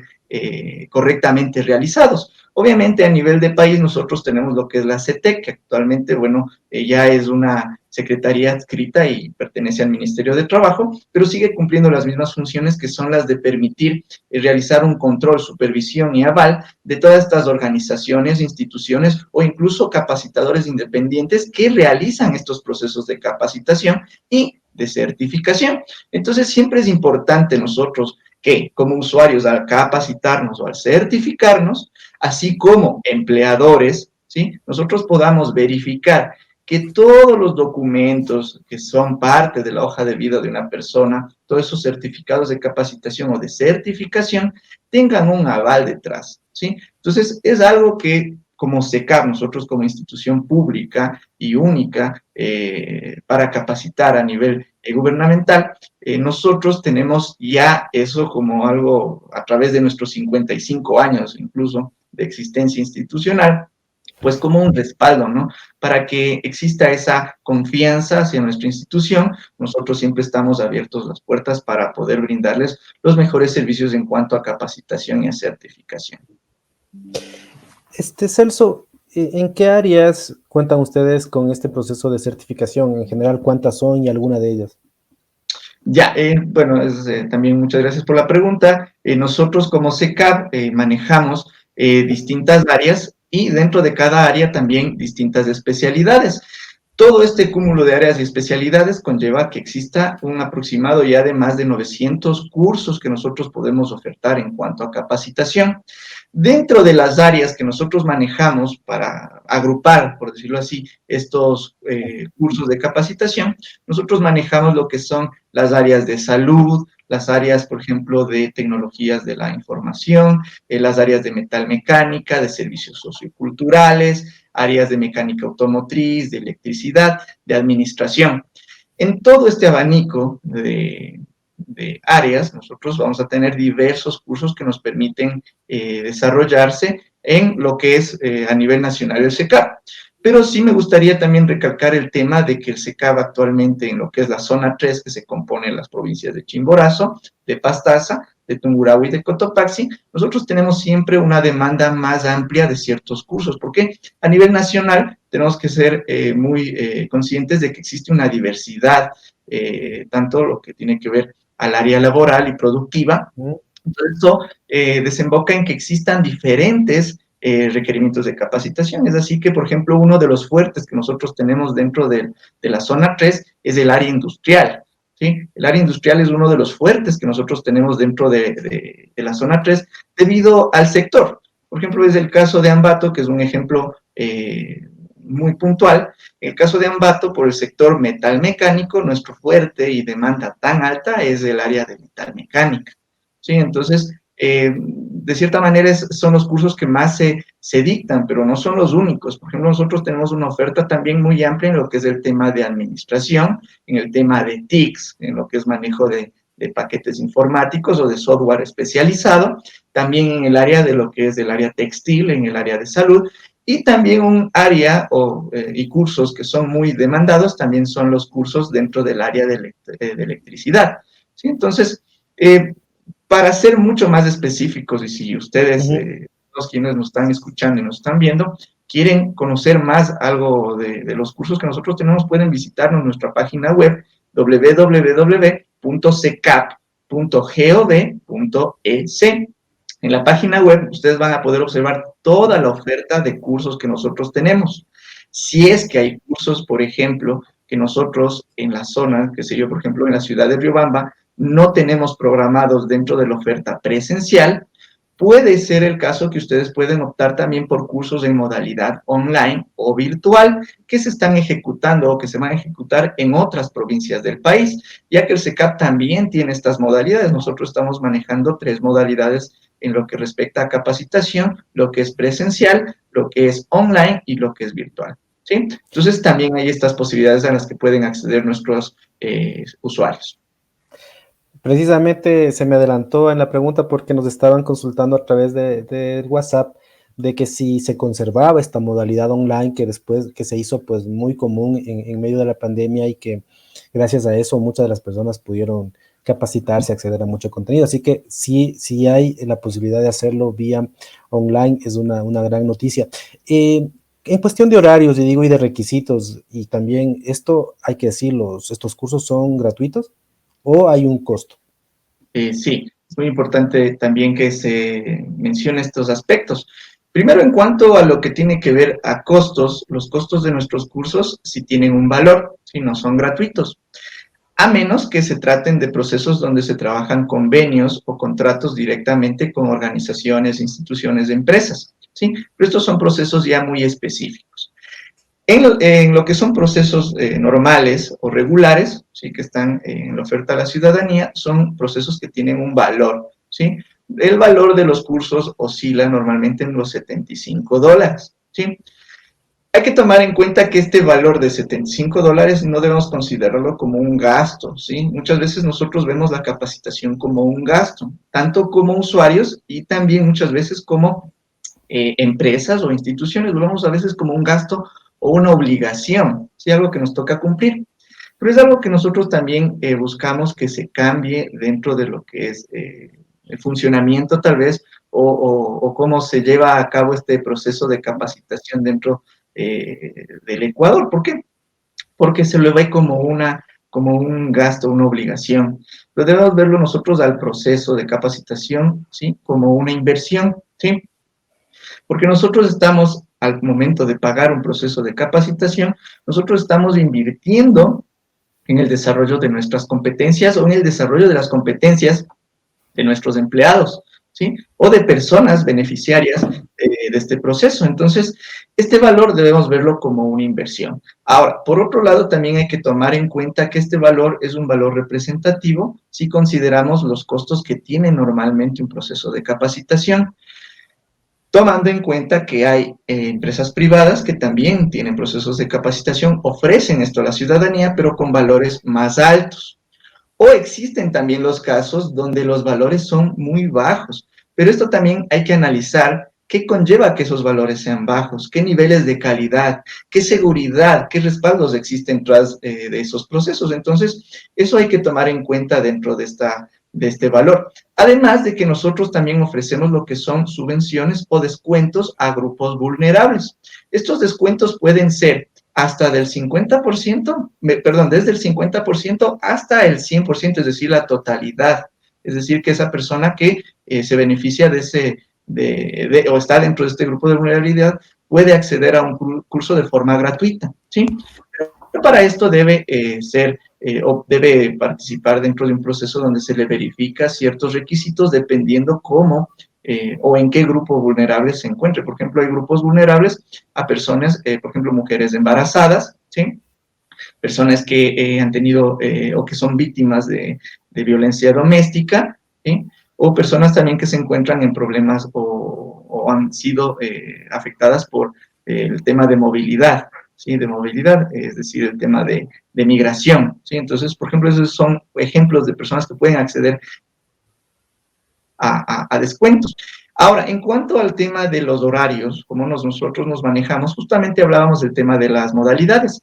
Si nosotros hablamos de una modalidad virtual, estos no tienen un horario, en realidad tienen una fecha de inicio y de fin, ya que las modalidades virtuales son cursos autorregulados, es decir, donde el participante desarrolla el curso de acuerdo al tiempo que dispone, pero siempre obviamente cumpliendo un cronograma, ¿no?, de la capacitación.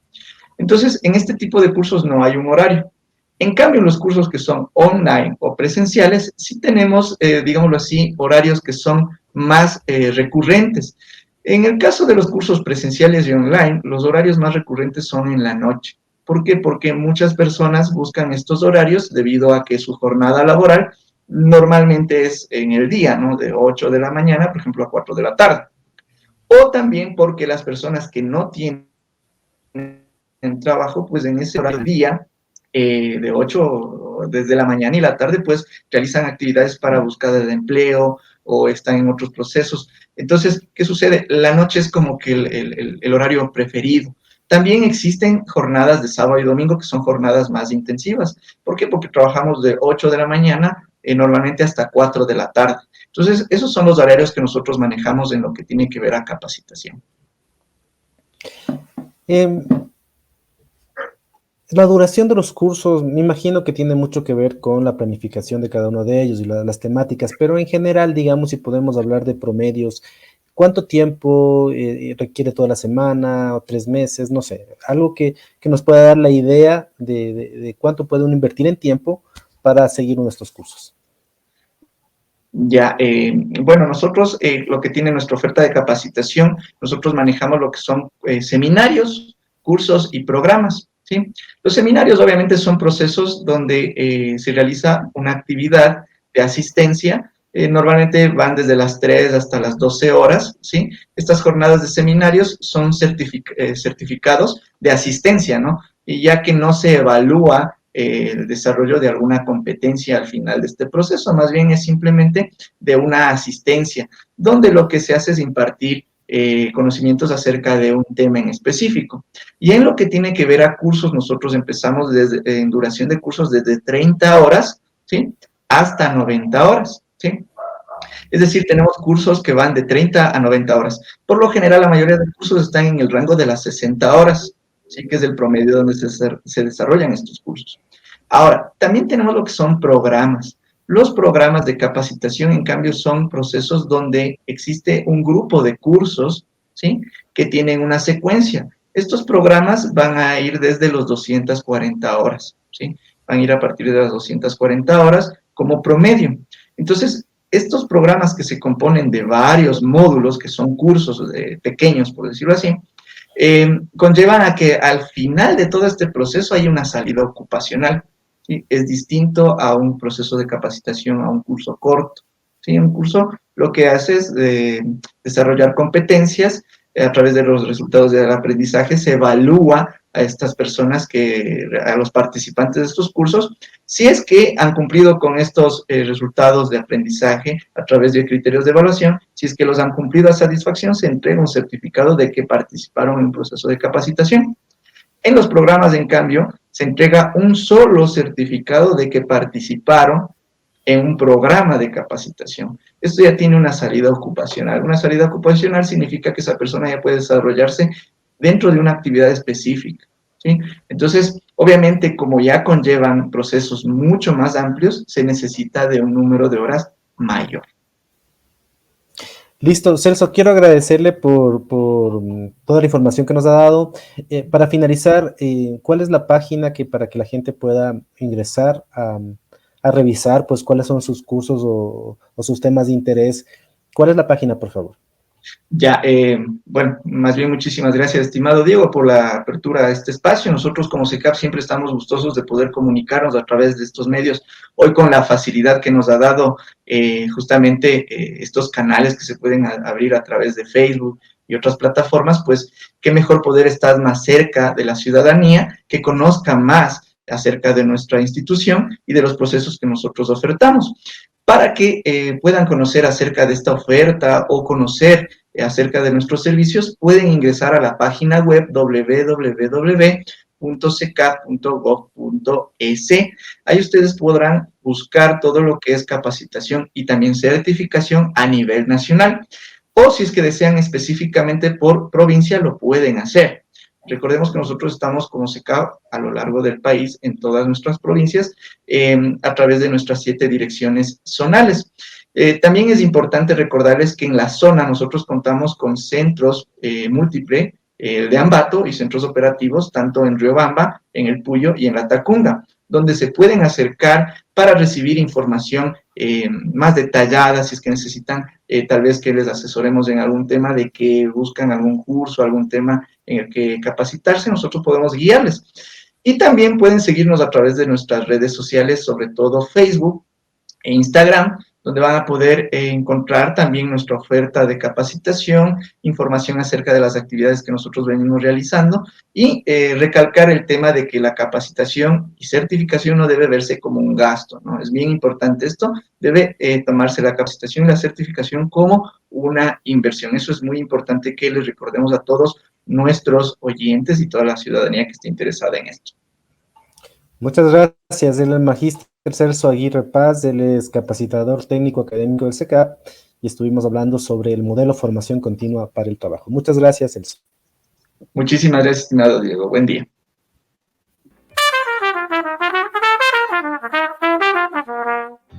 Saber es un paso para actuar. Es el momento de conectarnos con el experto del día de hoy, aquí, entre amigos y conocidos. Muchas gracias por seguir a través de Radio Río 95.7, a través de las redes también, hablando sobre estos temas de interés. Hemos hablado de inseguridad, hemos hablado también de literatura, hemos hablado de la actualidad a través de movilizaciones que se presentan para el 9 de junio, hemos hablado del trabajo y de las opciones para mejorar nuestras condiciones de empleabilidad, y ahora vamos a hablar de educación. Así quiero dar la bienvenida a la magíster Karina Álvarez, ella es supervisora de prácticas de la Pontificia Universidad Católica de Chile, y precisamente vamos a hablar sobre las metodologías activas de aprendizaje, el modelo ABP, que es el aprendizaje por proyectos. Ya nos va a contar muy bien, Karina, cómo es este asunto y cómo vamos a conversar. ¿Qué tal, Karina? Buenos días. Buenos días, Diego. Muchísimas gracias por permitir el espacio. Sí, estoy muy contenta de poder compartir con ustedes, en especial porque obviamente hay mucha información sobre aprendizaje basado en proyectos, pero hemos visto con mi equipo de trabajo que muchas veces se tiende a confundir un poco esta metodología. Los expertos lo llaman efectivamente metodología, pero nosotros queremos llamarle, o quisimos llamarle, una propuesta educativa, porque dentro del desarrollo de un aprendizaje basado en proyectos, lo que se hace es integrar varias metodologías. Dentro de eso está el trabajo colaborativo, la evaluación formativa. Entonces, sí nos ha llamado la atención esta forma de cómo se está entendiendo el aprendizaje basado en proyectos, en problemas, en juego, porque hay diferentes aprendizajes basados como una cosa solamente de trabajo grupal. Y es ahí donde que nuestro interés fue mayor, porque no significa eso.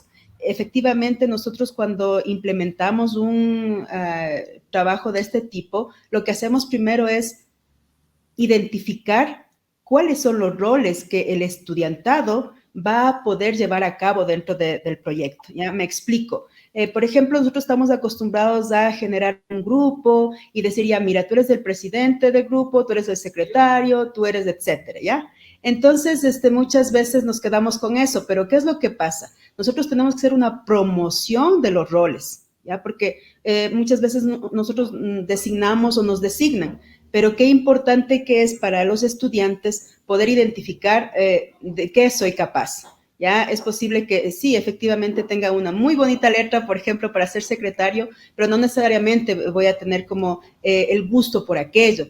Entonces, de esa medida, a partir de aquí, a partir de este trabajo colaborativo, nosotros comenzamos a hacer un proceso de reflexión en el estudiante, de tal manera que entendamos que lo que dije, no, esto es un proceso, no es que de la noche a la mañana uno consigue los resultados como ya sabemos y que además tenemos este dinamismo en educación, ¿no? Ya está aprendizaje basado en proyectos, ya está aprendizaje basado en equipos, ya está ECBI, que es para las ciencias específicamente, pero lo que interesa acá es que sepamos hacerlo. Voy a hacer un comentario de una alumna de Pedagogía en Física de la Universidad Católica de Chile. Me dice, profe, ¿y ahora cómo puedo hacer esto si después de 2 años me van a cambiar la situación? Y yo digo, hay una sola forma que puedes hacerlo bien. Entonces, esa es la idea que nosotros tenemos para acompañar en este proceso del aprendizaje basado en proyecto, ¿ya? El formato va a ser completamente distinto. Muchas veces nosotros los educadores nos ponemos como guías, pero yo creo que el concepto es más bien de acompañamiento. El acompañamiento significa que yo estoy a tu lado, no solamente que voy como efectivamente adelante, ¿ya? Entonces, esas son como las cosas un poco particulares que hay que saber desarrollarlas dentro de este aprendizaje basado en proyectos. Eso de empezar. Bueno, una muy buena introducción para conversar sobre el tema que, bueno, sería increíble hablar sobre todo esto de la educación y cómo ha ido cambiando también estos paradigmas, ¿no? Que, bueno, los que nos estudiamos hace muchos años era este paradigma muy, muy vertical, ¿no? Del maestro como el generador, como el que provee, como el que califica, como el que evalúa, y esta pasividad de parte del estudiante, ¿no? Es solo Receptor. Evaluar cuánto de eso, exacto, un receptor de cuánto de eso que el profesor le ha dicho es compatible con lo que le ha dicho. Entonces, como la evaluación por ahí. Sí, está bueno hablar, pero antes de esto yo quisiera, Karina, decir que usted está de paso por Riobamba, pero efectivamente usted está residiendo en Santiago de Chile. Y un poquito cuéntenme esa experiencia, cómo esta residencia ya, cómo ha sido esta vivencia ya, por favor. Sí, llevo 25 años ya en Chile, estoy radicada allá, obviamente estoy haciendo una temporada por acá, por mi lindo país, y justo eso es lo que me interesaba también, ¿no? Compartir con mi patria lo que se está desarrollando. El Ministerio de Educación de Chile plantea dentro de las asignaturas una asignatura que se llama Ciencias para la Ciudadanía. Y en esta justamente pretende desarrollar el aprendizaje basado en proyectos. Y todos los docentes comenzaron a decir, pero eso ya lo hacemos hace tiempo, entonces no va a haber ningún problema. De tal manera que desde la universidad comenzamos a hacer como estas investigaciones para ver qué tan efectivo era esto y concluimos en que efectivamente se estaba haciendo un trabajo grupal. Por ahí fue que comenzamos a indagar y decir, bueno, ¿y cómo hacemos para que no sea un trabajo grupal?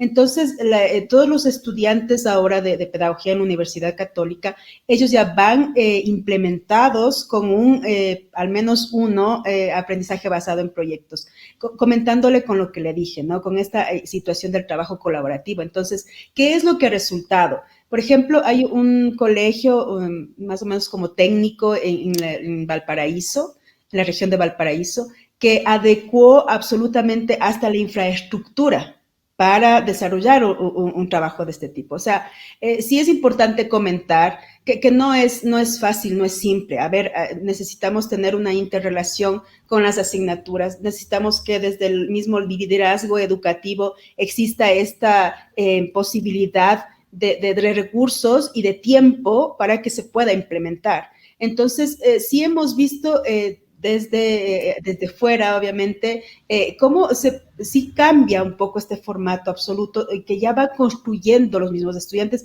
que es una metodología activa, ¿no? Esto de poder, ya, ¿sabes qué? Yo quiero hacer un circuito. Ya, pero ¿para qué me va a servir ese circuito? Lo hago porque sí, porque todo el mundo hace el circuito, pero ¿para qué? ¿Qué necesidad de mi comunidad educativa estoy solucionando con esto? ¿Cómo voy a potenciar esto, mi relación con mis otros compañeros? Entonces, no es una situación como tan azarosa, ¿no? Para decir, bueno, lo hago o no lo hago. Entonces, cuando este colegio que comentaba al inicio en Valparaíso, estaba con unos resultados completamente catastróficos. Entonces deciden en la dirección cambiar a este formato y efectivamente hay un resultado impresionante. Entonces llamaba la atención y por lo mismo comienza a ver este despliegue absoluto de millones de cursos de ABP y todo eso, pero siempre con esta instancia del trabajo grupal. Entonces eso es lo que yo quiero como recalcar, que no es hacer un trabajo en grupo solamente, sino que efectivamente yo tengo que conseguir que se forme un equipo de trabajo. Y un equipo de trabajo es el que reconoce y valida las virtudes del otro, pero también apoya estos defectos del otro. Y eso es muy, muy complejo. Uno, claro, puede decir, ay, pero qué bonito que se escucha. Sí, se escucha muy bonito, pero ya en la práctica sí cuesta. Entonces, hemos visto que también colegios ya, hemos apoyado también a colegios a la implementación y sí tiene que ver con cosas puntuales como, por ejemplo, el compromiso de los docentes, ¿no? Acá no tiene que quedar como, sabes que lo tengo que hacer, sino que realmente lo quiero hacer. Y el resultado va a ser inmediato. Cuando nosotros hacemos nuestras versiones de nuestras capacitaciones, cada docente o grupo de docentes se queda ya con un ABP para implementar en sus respectivos colegios. La última versión que hicimos en verano en Chile, tuvimos la suerte de contar con 80 docentes y todos estaban como súper contentos porque eso también les gusta a los docentes, como tocar, como que estamos como súper conscientes que obviamente la teoría es la base, pero ya en el hacerlo, yo creo que ahí uno dice, ¿sabes qué? Sí puedo hacer este pastel, ¿ya? Y no es solo darles la receta, sino que, mira, ¿sabes qué? Efectivamente, si pones más de harina, no te va a salir tan bien. Entonces, cuidado con eso. Y ellos ya se quedan con esta cosa tangible y entienden además cómo es el proceso que se lleva de evaluación durante ABP. Que obviamente hablemos de proceso, de progreso y certificadora. Que tenemos que hacerlo, ¿no? No estoy diciendo que, ya sabes que con esto solamente le ponemos, qué bonito que lo hizo. No, vamos creando esta instancia de reflexión en los estudiantes para decir, sí, perfecto, aquí no tuve la nota máxima porque efectivamente en mi proceso no fui completando la situación. Entonces, son cosas que se debe uno dar cuenta en el camino.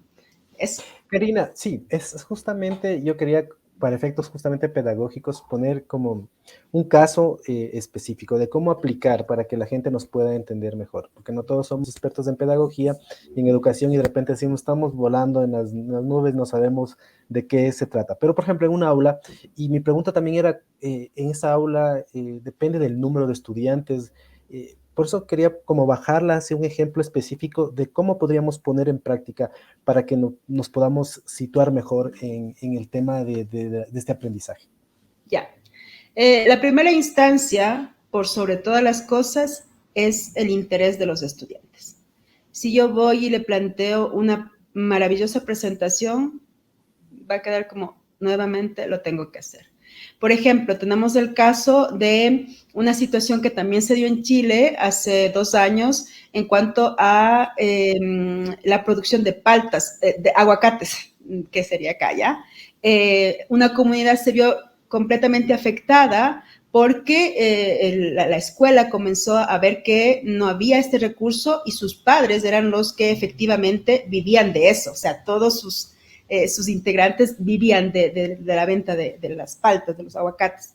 Entonces, los mismos estudiantes manifiestan esta preocupación.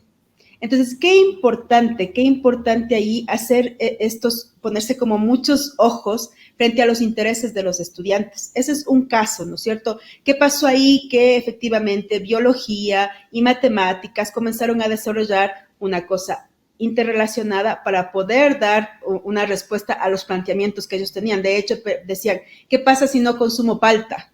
Por ejemplo, en lo nutricional. Entonces, eran cosas que que de ellos se iban recolectando. Por ejemplo, había otro colegio también en Santiago de Chile que necesitaban abordar el asunto de el reciclaje. Entonces, su tema fue plantear así un ABP, basurero, ya no te necesito. Entonces, les llamó la atención eso a los estudiantes, ¿no? O sea, ya había la motivación de hacer esta situación del reciclaje. Y los mismos estudiantes, ¿qué es lo que habíamos previsto? Pero ¿y ahora cómo vamos a botar la basura si no tenemos el basurero? ¿Qué pasó? ¿Por qué no hay basurero? Entonces, todas esas cosas que son tangibles para ellos también, no tiene que ver con, como dije anteriormente, una situación como muy estructurada, sino más bien como desde su situación de interés. ¿Ya? Por ejemplo, nosotros tenemos implementado asincrónicamente un tema que dice en tiempo de meteoritos, ¿ya? Entonces, ¿por qué nos llamó eso la atención? Porque justo había mucha cosa de ciencia ficción, mucha cosa de que ya pasa y de que sucede. Entonces, eso llama la atención. Había otro en Colombia, otro aprendizaje basado en proyectos, el cual tenía que ver con la electricidad. Entonces, lo que acá uno tiene que concebir es esta instancia de la comunidad educativa. ¿Y por qué digo comunidad educativa? Por lo que dije al inicio. O sea, esto es un compromiso a nivel de toda la comunidad educativa, los apoderados, porque vienen y me dicen, mira, Karina, nosotros estamos felices, los estudiantes están súper bien, pero vinieron los apoderados, los padres de familia acá, que no están estudiando los hijos. Entonces, también es súper complejo decir que el desarrollo que se está haciendo va más allá de que tenga no sé, ya era 20 en mi tiempo acá, el 100 o el 7 en Chile o lo que sea, que te diga, sí, sabes. Y muchas veces uno también tenía la nota máxima y después no te acordabas de lo que hiciste porque te estudiaste como para ese momento. Solo para ese momento. Exacto, la idea acá es como dije, ¿no? Yo tengo que saber identificar desde los niños de preescolar. Eso es otra cosa interesante que se me olvidó decir. Esto lo podemos aplicar desde el preescolar hasta la misma universidad. Entonces, no es como lo hago, que quede como súper claro eso, sino que es como hagámoslo. Esa es la idea. Entonces, son varios ejemplos que tenemos. Por ejemplo, tuvimos una asesoría allá también y la directora académica nos decía, ¿cómo hago un ABP en filosofía? Entonces yo le digo, pero puedes hacerlo. Me dice, no puedo. Digo, claro, pero puedes hacer un ABP problema, porque vas a hacer una solución teórica a este problema de filosofía que le estás planteando. Entonces, ella se sintió, yo no sé, ella sí como que fue, ay, gracias. Entonces, hay que saber identificar también esas cosas. Realmente estoy haciendo un ABP proyecto, estoy haciendo un ABP problema, y es lo mismo que pasa con la gamificación, ¿no? A propósito, tengo la experiencia lúdica, la gamificación y el aprendizaje basado en juego. Entonces, muchas veces uno tiende a confundir. Entonces, vuelvo a lo que le recomendé a mi alumna, hagámoslo bien, y con eso garantizamos todo. Otro desafío de lo que yo veo es también que esta metodología o este proceso tiene que ver también con la interdisciplinaridad. O sea, es decir, varias materias incluidas, varias disciplinas, y eso implica también varios docentes incluidos. Ese reto, cómo se logra para que sea efectivo? Sí, muchas gracias por esa pregunta. Nosotros llamamos a estos encuentros entre las disciplinas los nodos curriculares, ¿ya? ¿Cómo los identificamos?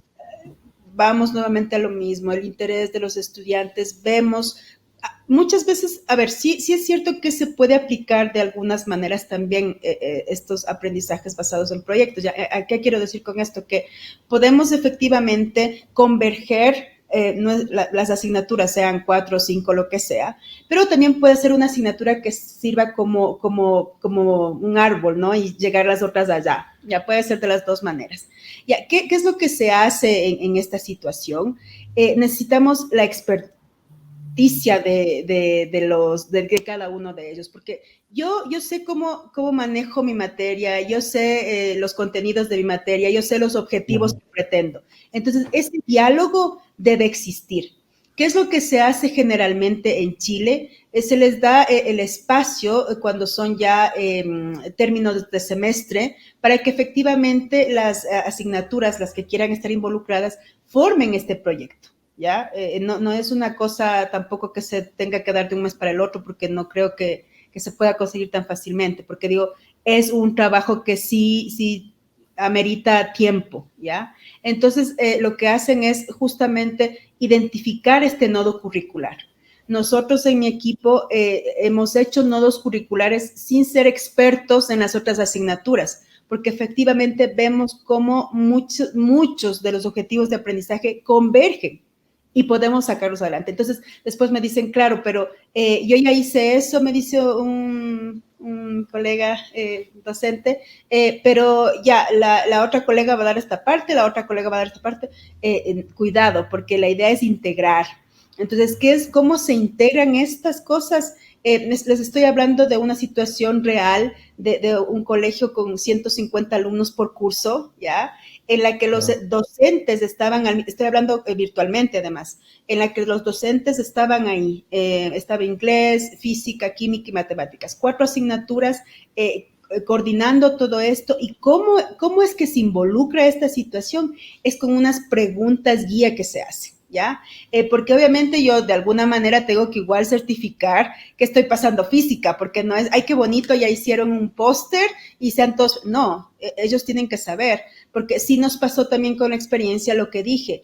Por ejemplo, tocaba ver todo lo que es sistemas del cuerpo, entonces un grupo aprendía sistema circulatorio, otro digestivo, ya, presente por favor, ante el Ministerio de Educación quedó maravilloso porque presentaron todos los sistemas y tú les preguntabas a los niños, ¿y qué es el sistema circulatorio? No, a mí no me tocó ese, entonces no sabía, entonces no es esa la idea, por eso nuevamente no es el grupo, sino que es tener esta, obvio, en algún momento es evidente que se va a poder realizar esta clase formal, o sea, el conocimiento efectivamente se pasa en el momento de la clase, pero no es una cosa como usted también decía, Diego, de lo vertical, de ya, mire, yo les voy a dar esta ecuación y esto ya me resuelvan los ejercicios, no.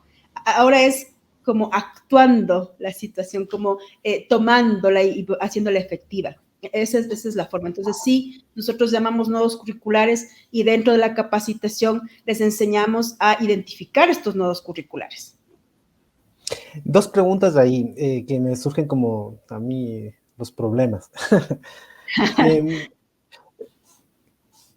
Esto debe estar, por decir de alguna forma, santificado por la autoridad, es decir, permitido por cada colegio, institución, unidad educativa, es decir, esto se va a hacer posible, porque sin eso también no va a ser factible que estas metodologías se pongan en práctica, no es cuestión solo de un docente que quiera hacerlo. Eso uno. Y lo otro es también, al igual que en estos grupos donde un estudiante es presidente, el otro es secretario, de repente hay conflictos, es decir, entre los docentes, va a haber un líder, un coordinador, y la gente tal vez va a pensar, y a mí me van a decir qué tengo que hacer si esta es mi materia. 2 cuestiones que a mí me resultan como de desafíos también. Ya, sí, tenemos... estamos en desarrollo justo en la parte del liderazgo educacional en cuanto a qué pasa con el director académico, el rector o como se llame, frente a estas implementaciones, ¿ya? Pero para ello, como sabemos que tampoco es fácil implementarlo, partiendo del concepto en sí, no es una situación a la ligera.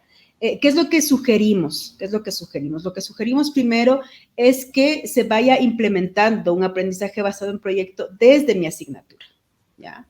puedo hacerlo ahí sí en un mes, en 2 meses, de manera que vaya escalando y luego hacer esta congruencia entre 2 docentes y de esa manera, y lo estoy diciendo como en sentido súper real, de esa manera los colegios han conseguido que, mira, el rector o el director académico que se llame, vieron que existe el resultado, ¿ya?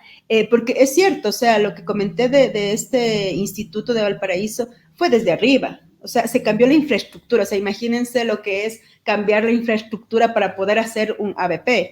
Eso ya es contundente. Entonces, ¿qué es lo que sugiero? Que efectivamente se pueda como ir haciendo de a poco, porque no queremos como tener las 5 asignaturas que nosotros ya manejamos en primera instancia, sino que también los docentes aprendan a manejar cómo es el aprendizaje basado en proyectos, porque si no va a ser esta cosa de, ya bueno, a mí que me toca, y volvemos a lo mismo, o sea, dentro de la capacitación hacemos justo esto. Nosotros planteamos roles con personas que no se conocen y decimos, ¿y ahora cómo? Pero es que yo soy bueno para eso.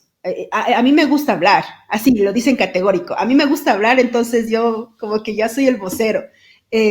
Porque eso es lo que van luego a bajar a los estudiantes. O sea, si no tienen en esta vivencia, es lo que hacíamos antes, ¿no? O sea, la práctica en la sala de clase era, mira, tú haces el ejercicio, les dices los conceptos y todo va modelándose de esa manera. Entonces, si yo no tengo el modelamiento de cómo voy a ser capaz de identificar mi rol, ¿cómo puedo decirles a los estudiantes que ellos hagan eso? Entonces va desde ahí nosotros tenemos que ver, y ellos se conocen, los docentes nos conocemos, no, mira, ¿sabes qué? Yo dejo el liderazgo porque yo sé que esta persona lo va a hacer bien, o sabes que esta persona en lo manual se desarrolla súper bien, entonces lo voy a hacer, esa persona va a ser como súper buena, y ya estamos como grandes, y uno dice, sí, sabes que a mí no, definitivamente no me gusta hablar, y prefiero que lo haga Juanito, por ejemplo. Eso. Ahí están las 2 preguntas. Muchas gracias. Y se nos ha ido rápido el tiempo y estamos por finalizar. Y claro, lo más importante de estos temas es que fomenten el diálogo y que fomenten que la curiosidad y que la gente diga, bueno, ¿y cómo es esto? ¿Y cómo implementar? Y en ese sentido quisiera saber si hay alguna red en donde la pueden seguir y pues para que la gente interesada en este tema pueda conversar de alguna forma más ya entre pares, entre iguales, entre docentes, entre pedagogos, decir, bueno, ¿dónde encuentro estas metodologías? ¿Cómo conversar? ¿Cómo ponerme en contacto? Ya, perfecto. Muchas gracias por eso, Diego. Ya, tenemos voy a dar una primicia, ¿ya? Así es que muchísimas gracias por el espacio. Vamos a hacer la primera versión en Ecuador a finales de este mes, 24 y 25 de junio, y luego vamos a hacer en todas las primeras semanas de julio, ¿ya? Eso va a ser en Quito, en Casa Solsticio. Invitamos a todos, absolutamente todos los docentes. Es una capacitación que va a durar 10 horas, va a estar apoyada por el certificado de EduCap Virtual de Chile, y nos pueden encontrar en equipo-taller en Instagram. Ahí pueden hacer todas las consultas también. Y también llamar al teléfono 09-844-66906. Voy a hacer como se dice, voy a repetir el número. 09-844-66906. Ahí nos ponemos de acuerdo. También tenemos cómo atenderlos a cada colegio, a cada institución, no hay ningún problema, podemos acompañarles. Y esa es la forma de que nos pueden encontrar. A ver, sin Instagram es equipo-talleres. Taller, sí. ¿Taller o talleres? Taller nomás, equipo-taller, y pueden poner también equipotaller@educapvirtual.cl. Vamos a ver si lo puedo poner en pantalla para que la gente lo pueda tener más claro. A ver, guardar y ahí voy a proyectar. Ese sería en Instagram, ¿no es cierto? ¿Estamos bien? Sí. @equipotaller. Perfecto, con eso ustedes vayan a Instagram y ahí hagan todas las preguntas que requieran. A ver, Karina, por favor. Sí, principalmente el número, por favor, si lo puede poner. A ver, vamos ese es de Quito. 09 844 844 66 66 906. Veamos. Veamos si puedo copiar bien. A ver. Perfecto. Ajá. Ya. Entonces, 098 44 66 906, cualquier inquietud acerca de este proceso, esta metodología, de esta capacitación. Y además que me parece súper interesante que ya se está poniendo en práctica y se ha visto cuáles son pues, los desafíos, los retos, qué se puede calzar, dónde están los nudos críticos, cómo enlazarlos. O sea, me parece súper bien porque muchas veces también nos perdemos en la teoría, pero el momento de poner en práctica, ahí están los retos y cómo era hacer esto y etcétera. Bueno, todos los docentes, pedagogos que quieran profundizar sobre esto, pues ya saben dónde. Karina, muchas gracias por inteligenciarnos sobre este tema y yo no quiero reducir todo este tema en unas cuantas palabras, pero a mí me encanta decir que ya era hora de que, claro, ha ido cambiando los modelos educativos, pero es importante que podamos saber el interés, o sea, tomar en cuenta el interés del alumno en los temas, que es muy importante que esos temas sean bajados a la práctica, es decir, que no solamente estén en la pizarra el tema del aguacate, es decir, bueno, el aguacate tiene estos componentes, se siembra así, pero bueno, decir, a nuestras familias les está causando un impacto o afectando el hecho de que esta siembra no se ha logrado, etcétera, etcétera. Entonces, me parece fantástico que podamos avanzar a esos temas, que creo que se lo está haciendo y hay bastante tema también de investigación en la localidad también, en donde se está hablando de estos temas, así que me parece súper importante que se sigan haciendo, porque al final va en beneficio de este proceso de aprendizaje, de enseñanza-aprendizaje, que ya no puede ser tan vertical, ya las nuevas tecnologías ya no lo permiten tampoco. Ahora los estudiantes tienen mucho que decir y qué bueno que se lo pueda apreciar. Karina, muchas gracias. Un saludo final. Muchas gracias a usted, Diego, muy amable.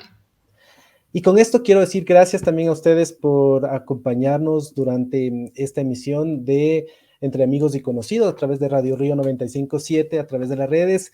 Gracias por acompañarnos todas las semanas y esperamos que Dios mediante pues podamos estar acá también la próxima semana, sobre todo para conversar y para hablar de esos temas que nos agradan, que nos apasionan y también de los que nos preocupan. Será hasta la próxima semana.